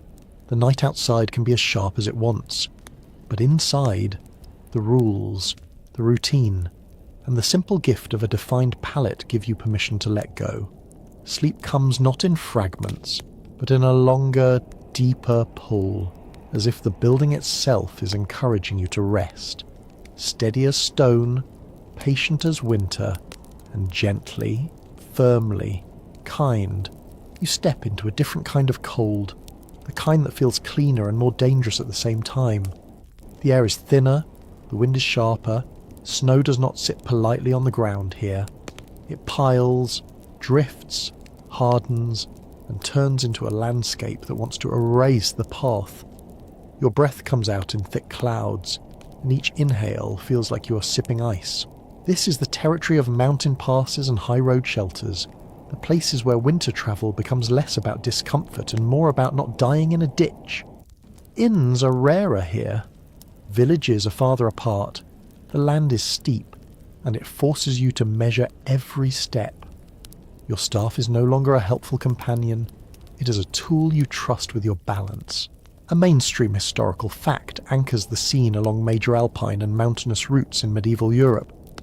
Hospices and shelters are established to aid travellers, including pilgrims and merchants, because passes are treacherous, especially in winter.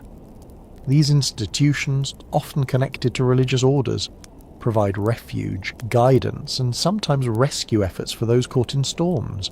You approach a shelter that looks almost carved out of the landscape. Stone walls, low roof, narrow openings. It is built to resist wind, not to impress anyone. The door is thick. The entrance is sheltered, perhaps with a small passage that blocks direct gusts.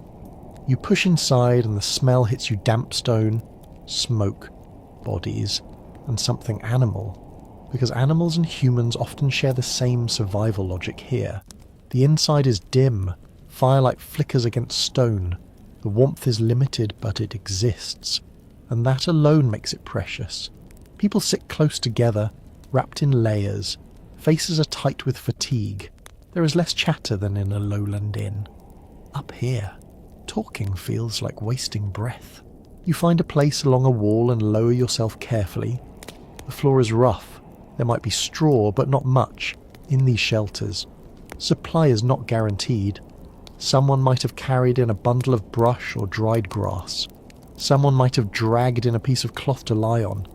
You use what you have, again turning your cloak into bedding.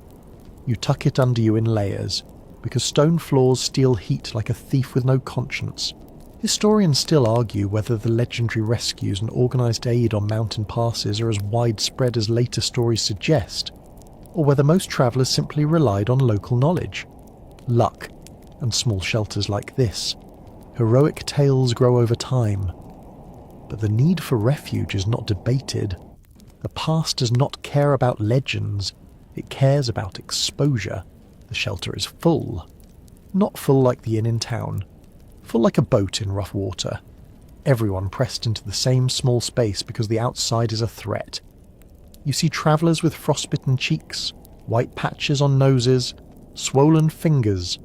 You see people rubbing hands near the fire, trying to wake their skin back to life. You see someone removing a boot carefully, as if afraid of what they might find underneath. You keep your gaze soft. You do not stare. Staring is a kind of violence when someone is struggling. You focus on your own body. Are your feet warm enough? Are your hands moving? Is your face numb? You test your fingers, flexing them slowly. You rub your cheeks. You press your palms together. Movement is not just warmth. It is a check that you are still functioning. A quirky tidbit comes in through a murmur in the room. Someone mentions that certain pass shelters keep bells or markers along the route. So in heavy fog or snow, a traveller can orient by sound. Whether this is present in every region is uncertain, but the idea makes sense.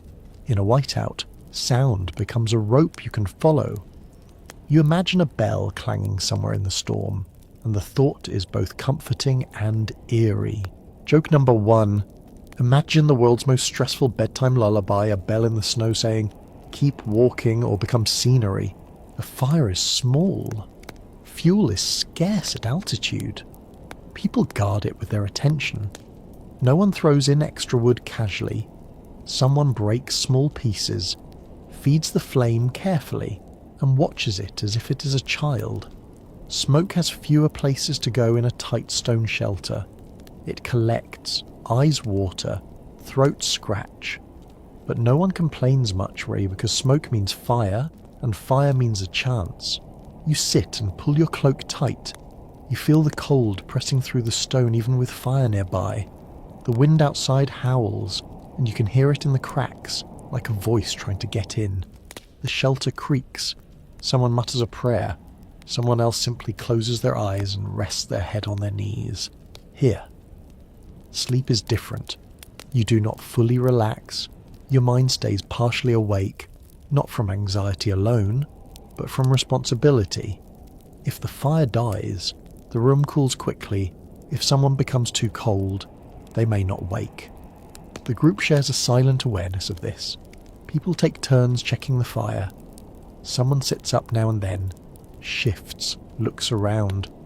It is not organised like a watch schedule, but it is a communal instinct. A mainstream historical fact adds weight to that instinct in severe cold.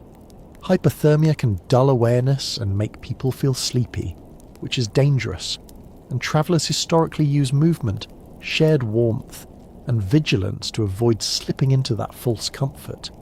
You do not have the vocabulary for it in modern medical terms, but you know the pattern. Cold makes you want to stop. Stopping can be final. You keep your boots on, you keep your hat or hood tight, you keep your hands inside your sleeves, you tuck your knees up, you make yourself small, you try to conserve every bit of warmth your body generates. You are not seeking comfort now, you are seeking stability. Historians still argue about how much medieval travellers planned for winter passes versus how often they were caught by surprise. Some had guides, some travelled in groups, some were reckless, some were simply unlucky. You imagine the people who did not reach this shelter tonight, and you let the thought pass quickly, because it is too heavy for sleep. A man near the door stands and stamps his feet softly, as if testing whether the cold has claimed them. He sits again, wraps his cloak tighter, and closes his eyes.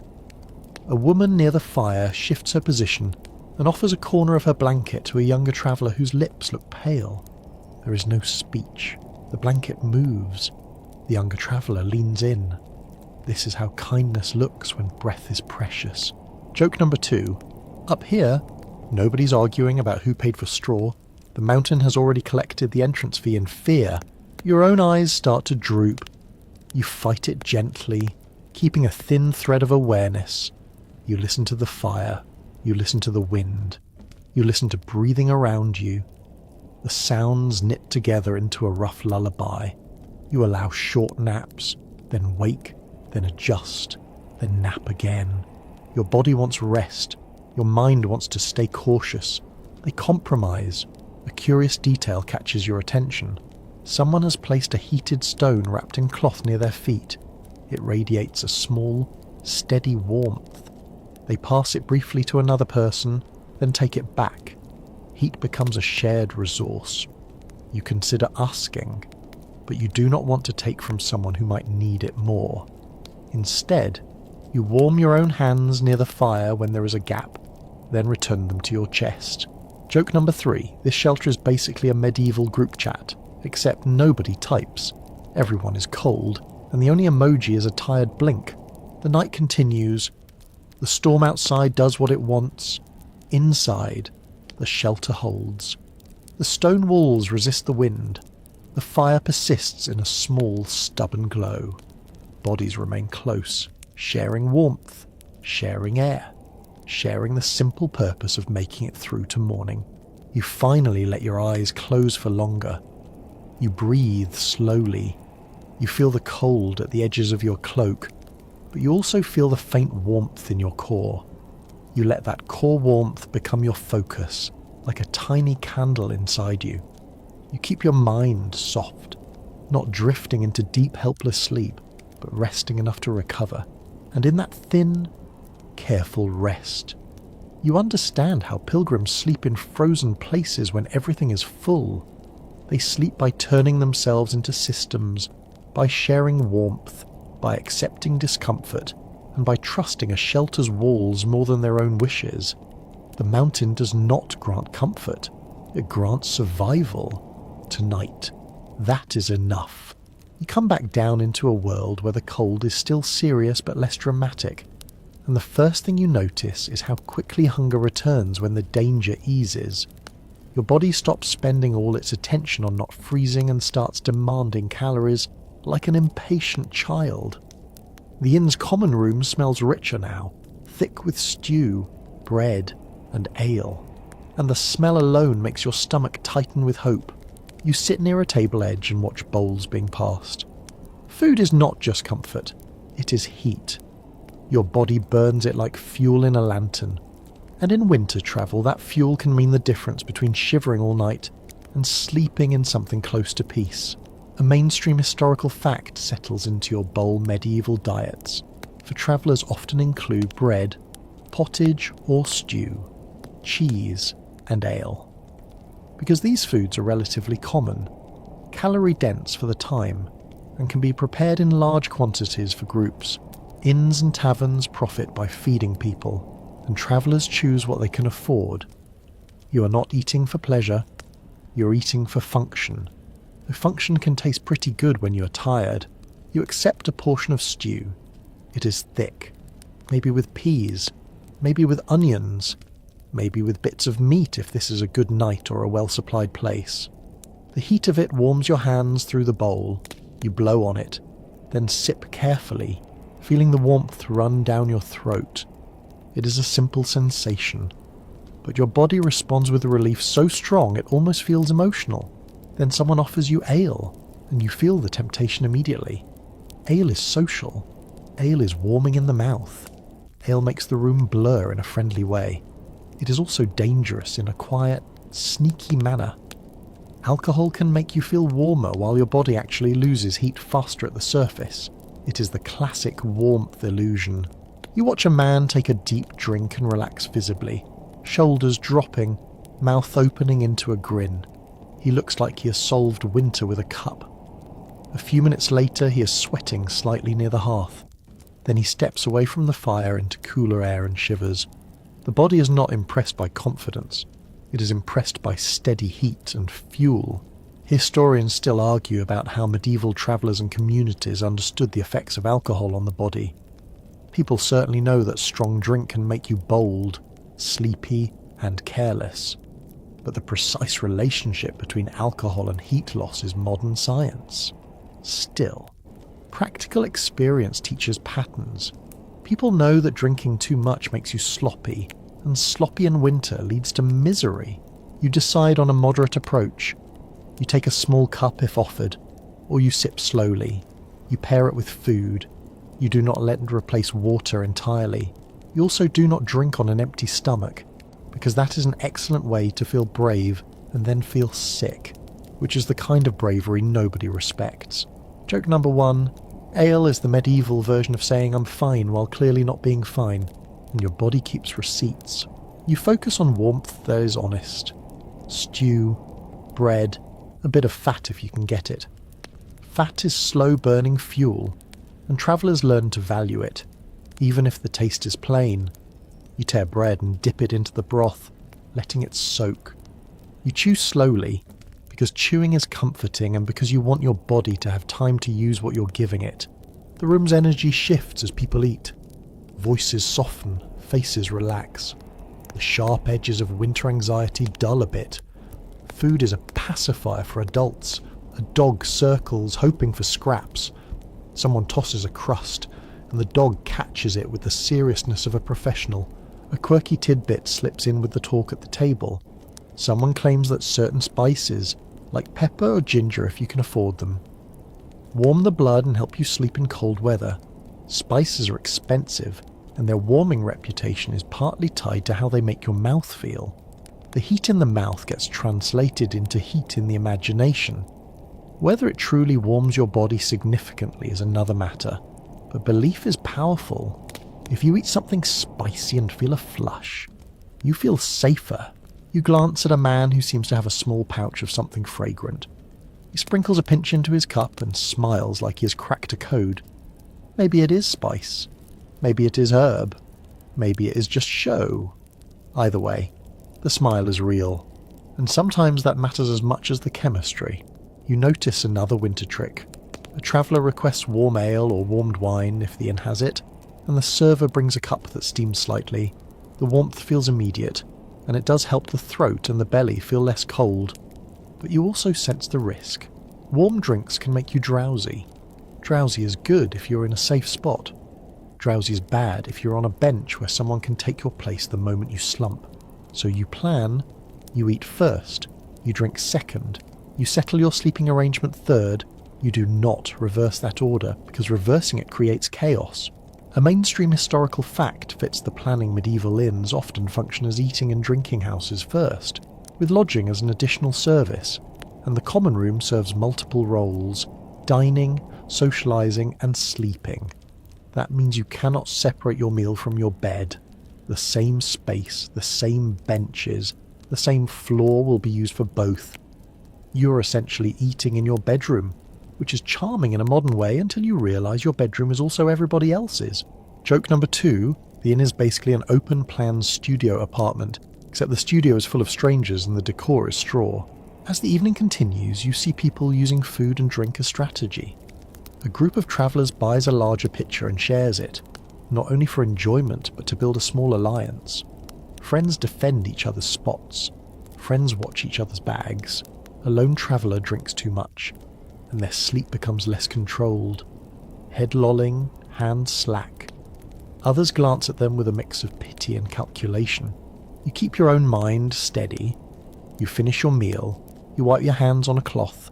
You do a quick check of your body. Are your feet warm? Are your hands moving? Is your face numb? You reposition closer to your sleeping spot, because you do not want to cross the room half asleep later. Historians still argue about how much of the medieval travel culture is communal and supportive versus opportunistic and risky. Tonight you see both. A woman shares bread with a younger traveller. A man quietly shifts his bag away from a dozing neighbour's reach. The inn holds kindness and caution side by side. You decide not to chase the illusion of warmth too hard. You choose a final sip, then stop. You let the food do its slow work. You let the fire do its steady work. You let your cloak do its quiet work. These are reliable allies. Ale is a charming friend, but it is also the friend who convinces you to do something foolish and then disappears when consequences show up. Joke number 3. If ale could talk, it would say, "Come on, you can totally sleep on the floor," is basically a massage, and then your back would file a complaint in the morning. You settle back onto your sack and pull your cloak tight. The warmth from the meal lingers in your belly, and it makes the cold feel less sharp at the edges. Your breathing deepens, your muscles loosen. The room's noise fades into a soft blur, and you understand, with sleepy clarity, that food is not just a pleasure on the road, it is insulation you swallow, it is fire you carry inside you.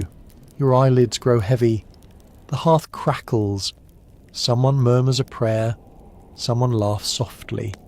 You let the heat of stew and the steady glow of the fire guide you into rest, not fooled by the warmth illusion, but supported by the honest warmth of calories and calm.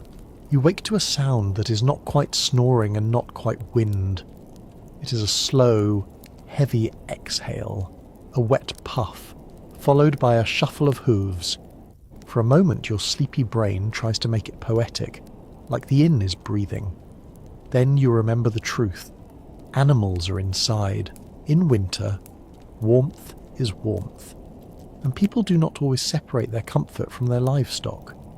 Many inns, especially on rural routes, have stables attached. And when the weather is brutal, the stable becomes overflow lodging. Sometimes the animals are in their own space, and humans sleep nearby for the sake of warmth and security. Sometimes the line is less firm. You smell it instantly. Hay, manure, damp hide, and the sour tang of breath from a large animal that eats all day and has opinions about where it sleeps. A mainstream historical fact fits the scene. Medieval inns often provide stabling for horses and pack animals, and in crowded or harsh conditions, travellers may sleep in or near stables, both to guard their animals and because the animals' presence and stored hay can add warmth compared to sleeping outdoors.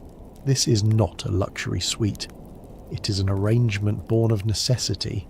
You push yourself up slightly and see shapes in the dim light. A horse stands, shifting weight, ears flicking. A donkey blinks slowly, looking deeply unimpressed by human choices.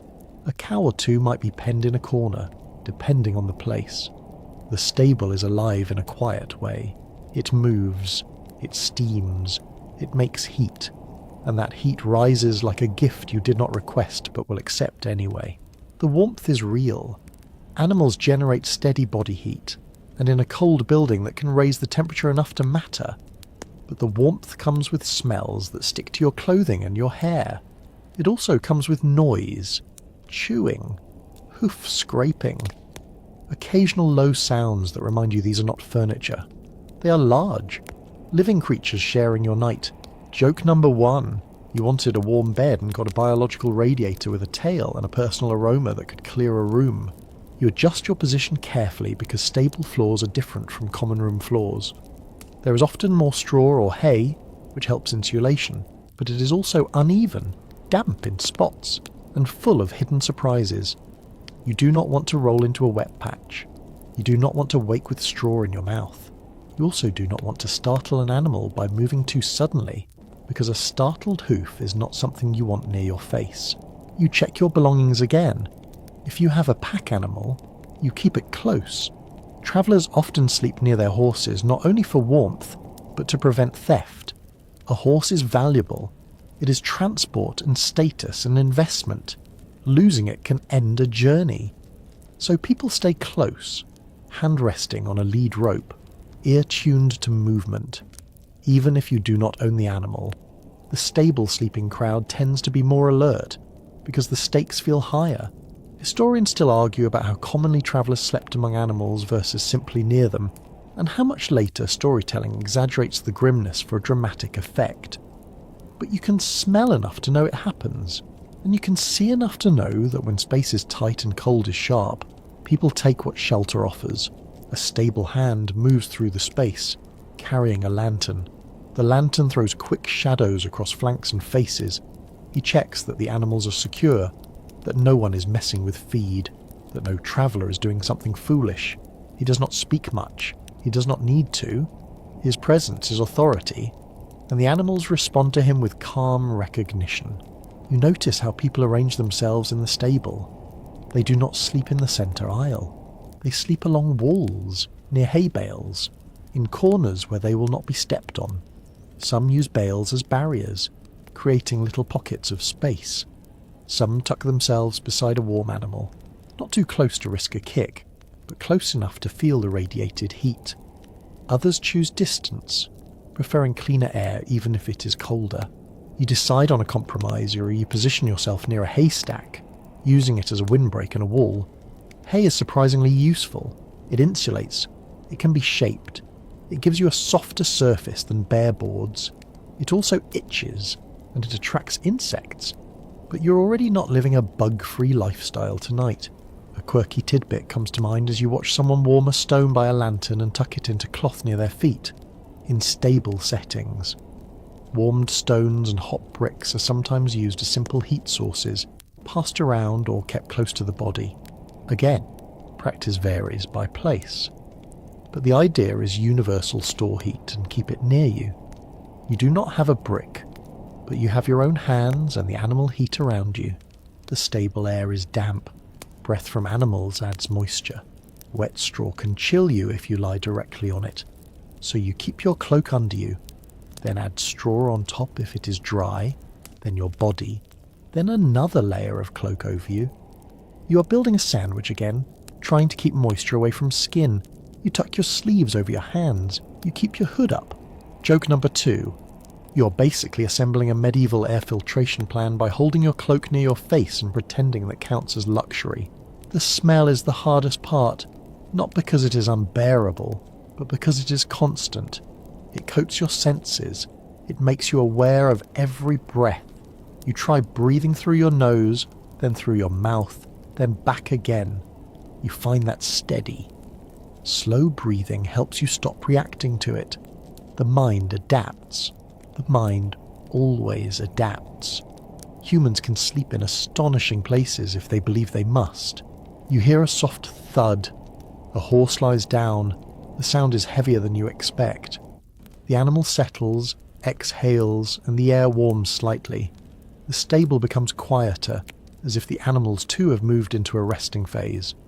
You feel the difference in the space. Less shifting, more steady breathing. A traveller nearby murmurs a prayer or a simple phrase, something like a request for safe passage. The words are not dramatic, They're practical, like asking for dry socks. The stable is not sacred in the formal sense, but moments of gratitude can turn any place into a kind of chapel. A mainstream historical fact fits the emotional tone in medieval travel culture. Religious practices, prayers, small rituals are often woven into daily hardship, not reserved for churches alone. People carry faith into inns, roads, and stables because hardship does not wait for a proper altar. Your eyes grow heavy again, you settle into the hay and cloth, your body appreciates the warmth, your skin complains about the itch, your nose complains about the smell. Your mind tries to complain about everything, then realizes complaints do not change the stable, and it gives up. Historians still argue about how stable sleeping affects disease spread, because close quarters with animals can bring parasites, respiratory irritation, and all kinds of unclean contact. But you are not conducting a study. You're simply trying to rest. You decide that survival and comfort are not the same category tonight. Joke number 3.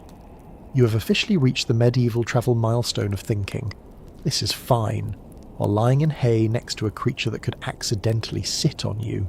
You keep your belongings close, because stable sleeping can attract thieves who know animals are valuable.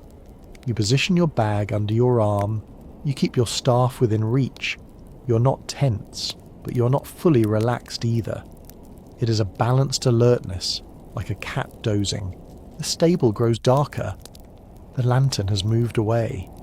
The only light is a faint spill from the main room or a tiny window. You hear the wind outside, but it feels distant now, muffled by walls, by straw, by animal bodies. The cold is still there, but less sharp. You can feel warmth at your back from the hay and at your side from living heat. You let yourself drift. The smells become background, the noises become rhythm, your breath slows, your muscles loosen, and you sleep. Not in a clean bed with crisp linen, but in the warm, messy company of animals, using their presence as a shield against winter, accepting the heat you did not request because it is the heat that keeps you resting through the night. You wake with the uncomfortable feeling that you're being watched, and for a moment you imagine some dramatic threat. Then you open your eyes and see the truth. It is not a villain, it is a fellow traveller, awake, sitting upright, quietly scanning the room like a tired guard. The gaze moves over bundles, boots, shadows, and faces, not with aggression, but with the calm focus of someone who has learned that night is when small losses happen. In a crowded inn, rules exist, but they are soft. They rely on the innkeeper's patience and the crowd's willingness to enforce them. When bodies are packed together and everyone is exhausted, tiny conflicts can flare quickly. A misplaced foot, a spilled cup, a hand reaching too close to someone's bag, the kind of small sparks that start fires in dry straw. A mainstream historical fact fits the tension. Medieval inns and taverns are common sites of disputes, and local authorities sometimes regulate them because they can be hotspots for disorder, gambling, drunkenness, and violence, especially where travellers mix with locals. But regulation does not mean peace. It means someone has noticed a problem often enough to write rules about it. You sit up slowly and do a quiet inventory, because your body has learned this habit. Boots, still there. Staff, still there. Bag, still pressed against you. Coin pouch, still tucked close.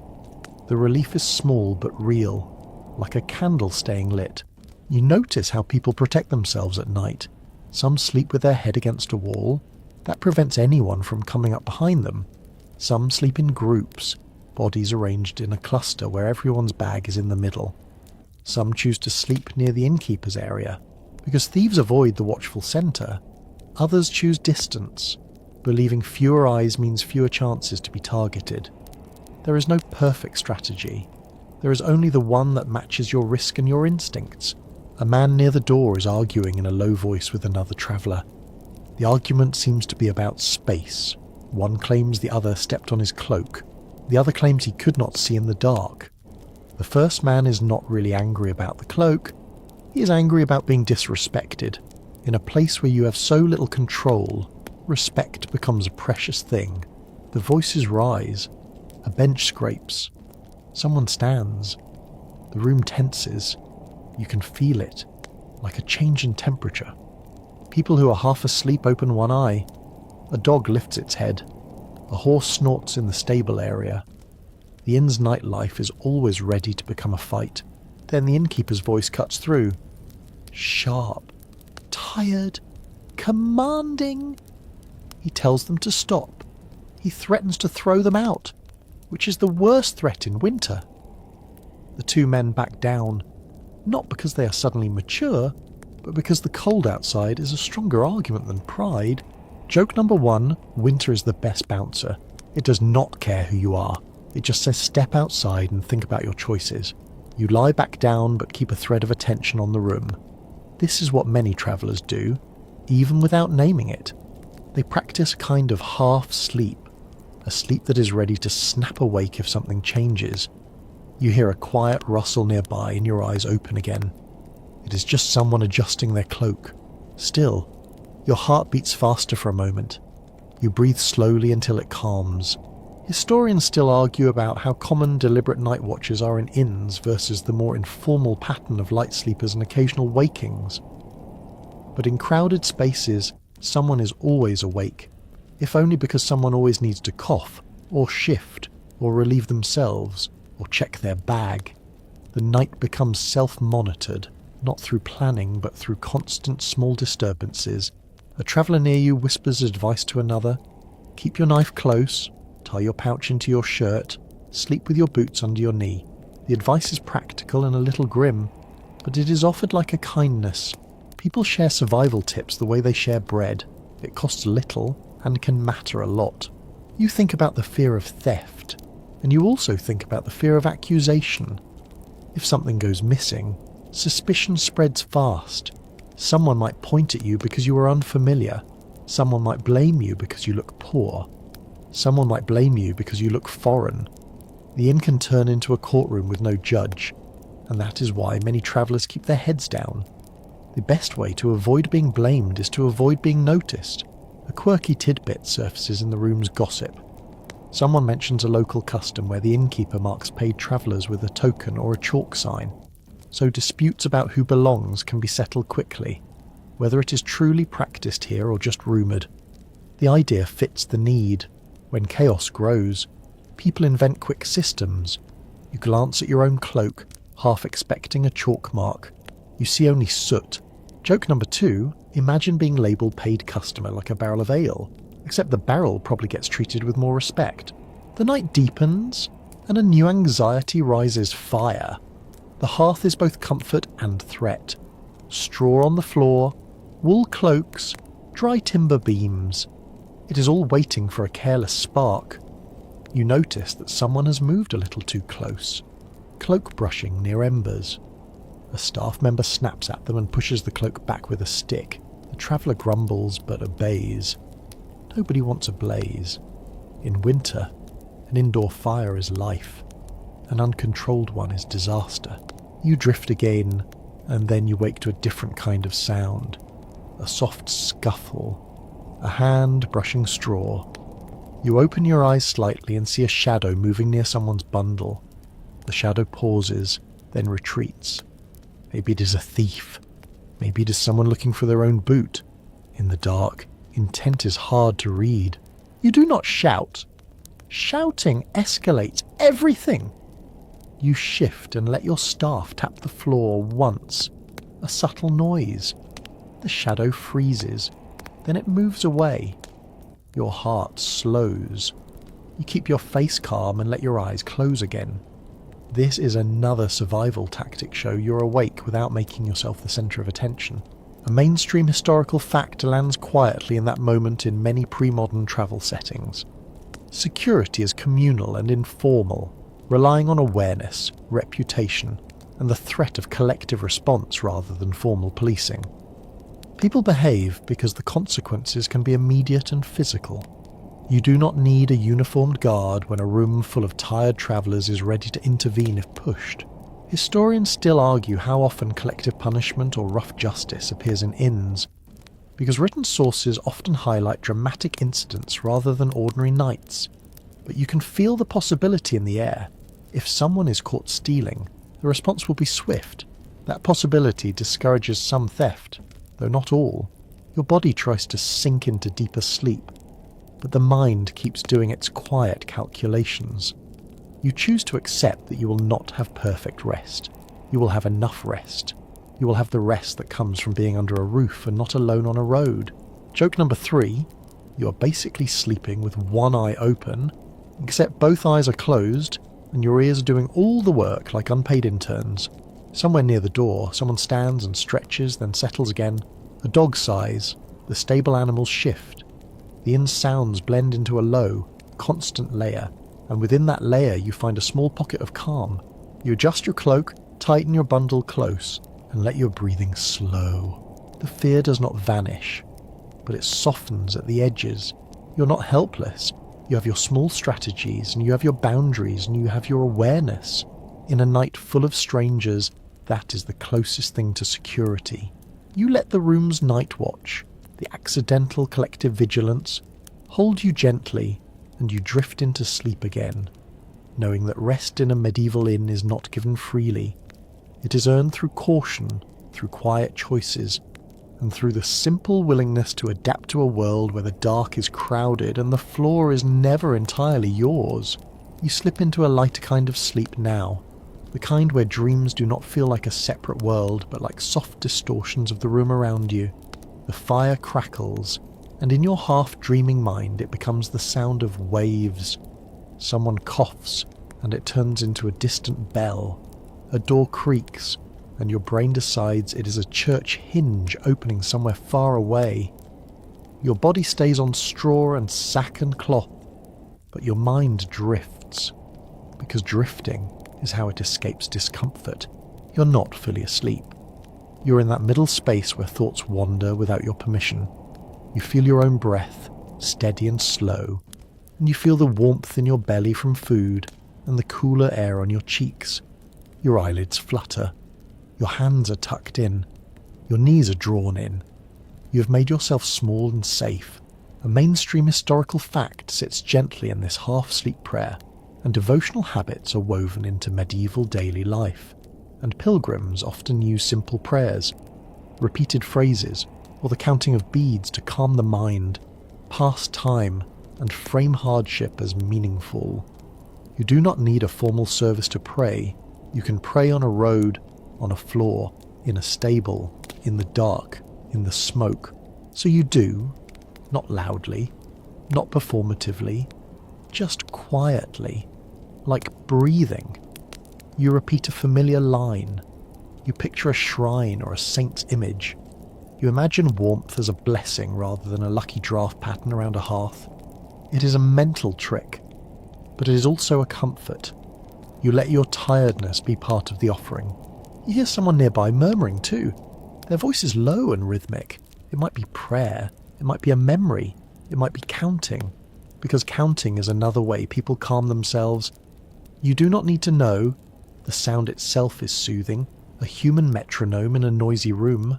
Historians still argue whether medieval pilgrims are primarily motivated by deep spiritual devotion or by a wider mix of social, economic, and personal reasons.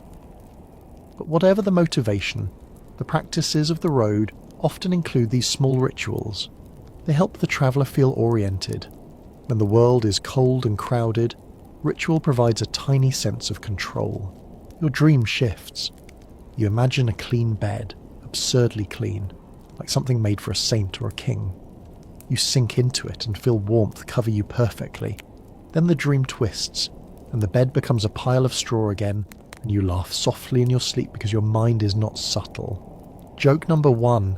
Even your dreams are trying to upsell you comfort, and your reality budget keeps saying no. You wake slightly and realise you actually made a sound. No one reacts. Everyone is wrapped in their own exhaustion. You let your eyes close again and allow the mind to wander.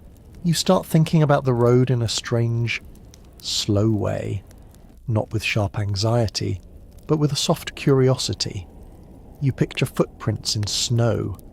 You picture candlelight in a church. You picture your own hands warming over the fire. These images are not dramatic. They are small and repetitive, which is perfect for sleep. A quirky tidbit floats into your half-dreaming mind from something you once heard in a town. Some pilgrims carry small written charms or short prayers on scraps of parchment, tucked into clothing for protection. Whether the church approves of every version of this practice varies, and some of it slips into the grey area between devotion and folk magic. But the idea is common enough to appear in stories and records. You imagine such a scrap tucked near your heart, a tiny sentence guarding you against cold, theft, and bad luck. You do not have to believe in it fully to find it comforting. Belief can be half strength, half habit. The room's sounds change as the night deepens. Some snoring becomes deeper, slower. Someone shifts and settles again. The fire burns lower. The air cools slightly. Your body senses it even in sleep, and you tighten your cloak around your shoulders without fully waking, like an animal adjusting its fur. You dream again. But this time the dream is less about beds and more about the shrine. You see a line of people moving forward, each holding a candle that does not go out in the wind. You feel a strange peace. Then the dream flickers and becomes ridiculous. The candle turns into a sausage, because your mind is apparently hungry and has no shame. Joke number 2, your spiritual vision has been replaced by snacks. And honestly, that might be the most honest pilgrimage story ever. You wake slightly, swallow, and taste smoke on your tongue. You shift your face away from the hearth's drift. You breathe slower. Your throat is dry. You could reach for a cup, but you do not want to move. Movement invites cold. So you accept the dryness and let it become part of the background. Historians still argue about the nature of medieval sleep itself, whether people commonly experience segmented sleep with waking periods in the night, how much artificial light changes patterns, and how season and work shape rest. In this crowded inn, sleep is naturally broken.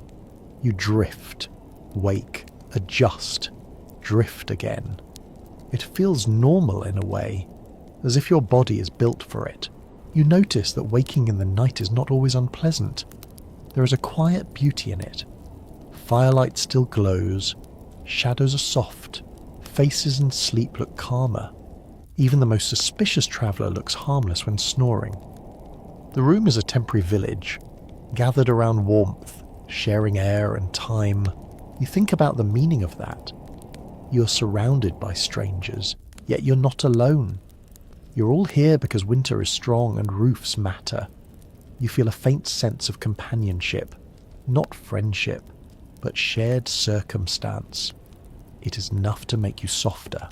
You murmur another prayer or a simple phrase, something that feels like gratitude for walls and fire and the fact that your toes still exist.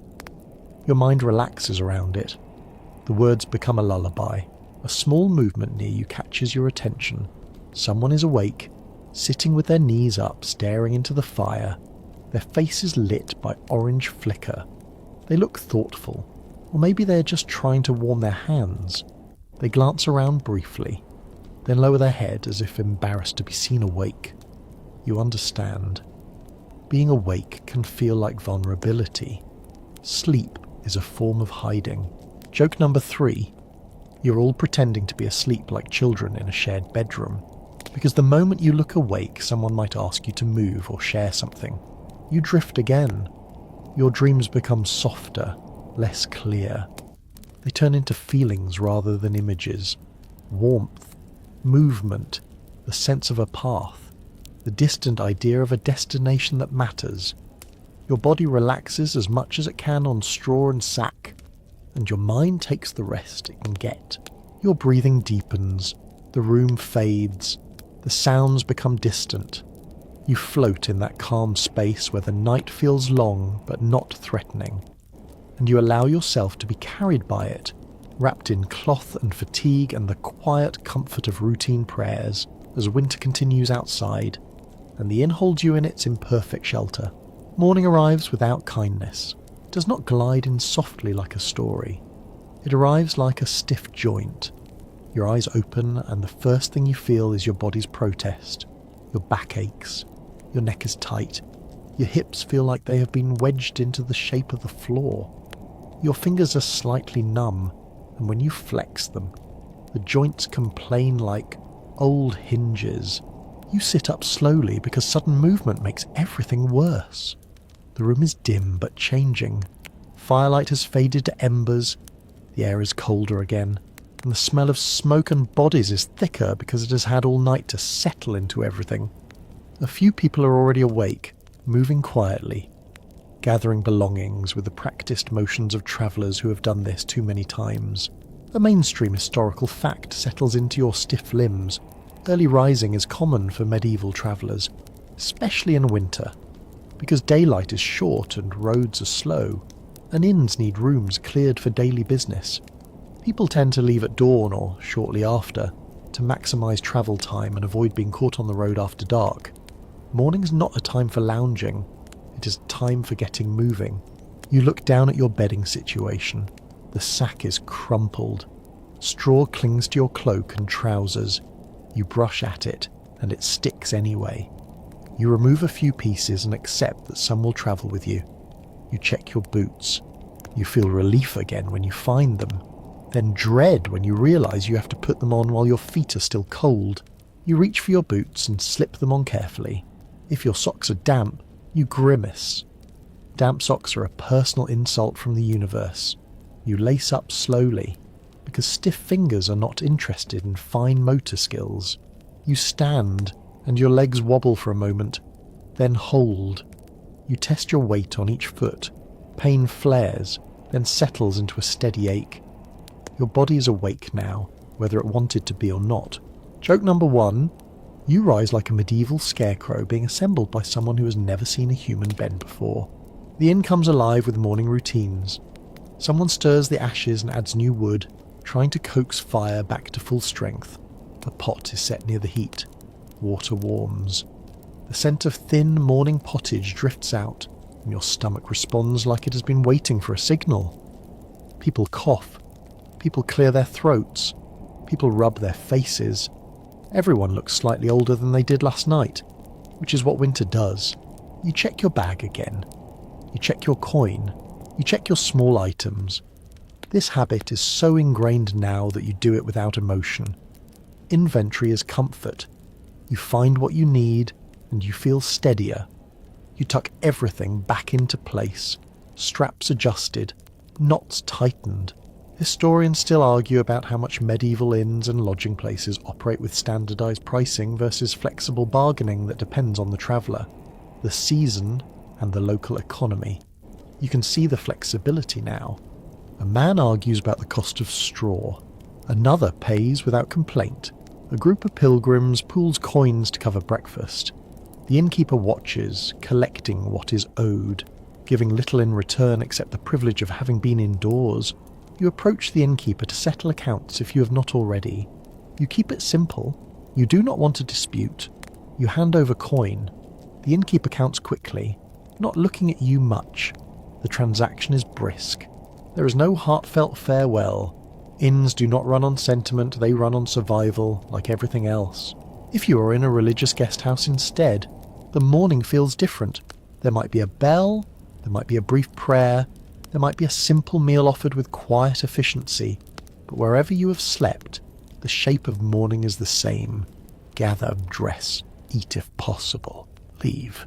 A quirky tidbit slips in with the morning bustle. Some travellers carry small pieces of waxed cloth or oiled fabric to wrap around bread or cheese, keeping it from soaking up damp and dirt. It is a tiny technology, but it matters.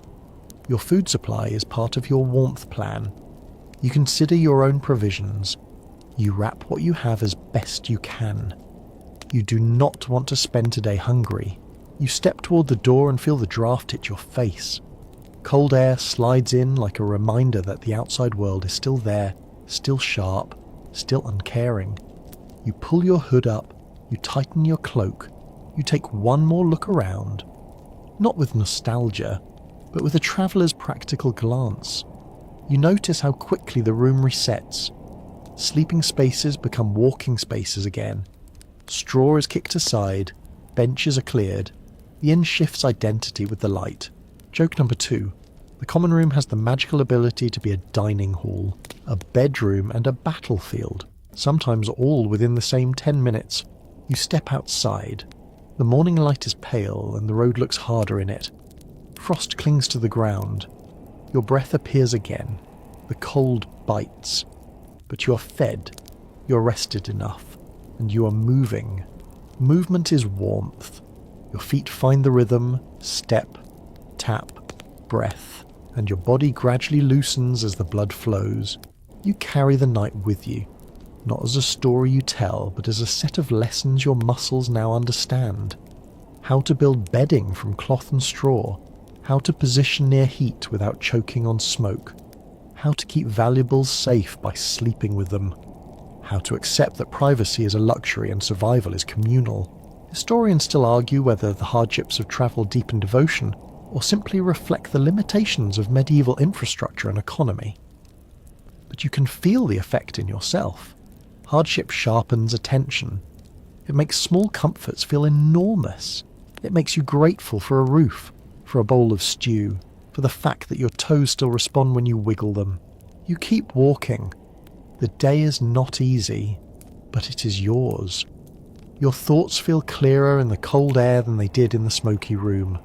The sky is wide. The road stretches ahead. The world is quiet except for the crunch of your boots. Joke number 3. You're heading back out with straw stuck to your clothes like a fashionable statement, as if the trend this season is survive the night and all I got was this itch. And now, as the road continues under your feet, your pace begins to slow in your mind, even if your body keeps moving. You let the imagery soften. You imagine the steady rhythm of walking becoming quieter and quieter, like footsteps fading on a long corridor. You feel the cool air on your cheeks, and it is not harsh now, just fresh. You feel your cloak settle on your shoulders like a reassuring weight. You notice the simple steadiness of your breath, in and out, slow and reliable. The road becomes less a challenge and more a gentle line through a sleeping landscape. Trees stand still, fields rest under frost. Distant roofs sit quietly, holding their own little pockets of warmth. You do not need to solve anything right now. You do not need to bargain for a corner or count your coins or listen for footsteps in the dark. You only need to keep breathing and let your mind drift where it wants to drift, safe in the knowledge that you have made it through another night. You let your shoulders drop. You let your jaw unclench. You picture a fire that burns steadily, not smoky, not crowded, just a calm glow. You picture your hands warming gently, your fingers relaxing, your eyelids growing heavy. You allow yourself to feel that soft tiredness that is not panic, just the natural weight of a long journey. You're allowed to rest in that feeling now. You're allowed to let thoughts come and go without grabbing them. And as the images fade, the cold becomes less sharp. The road becomes quieter. The world becomes softer.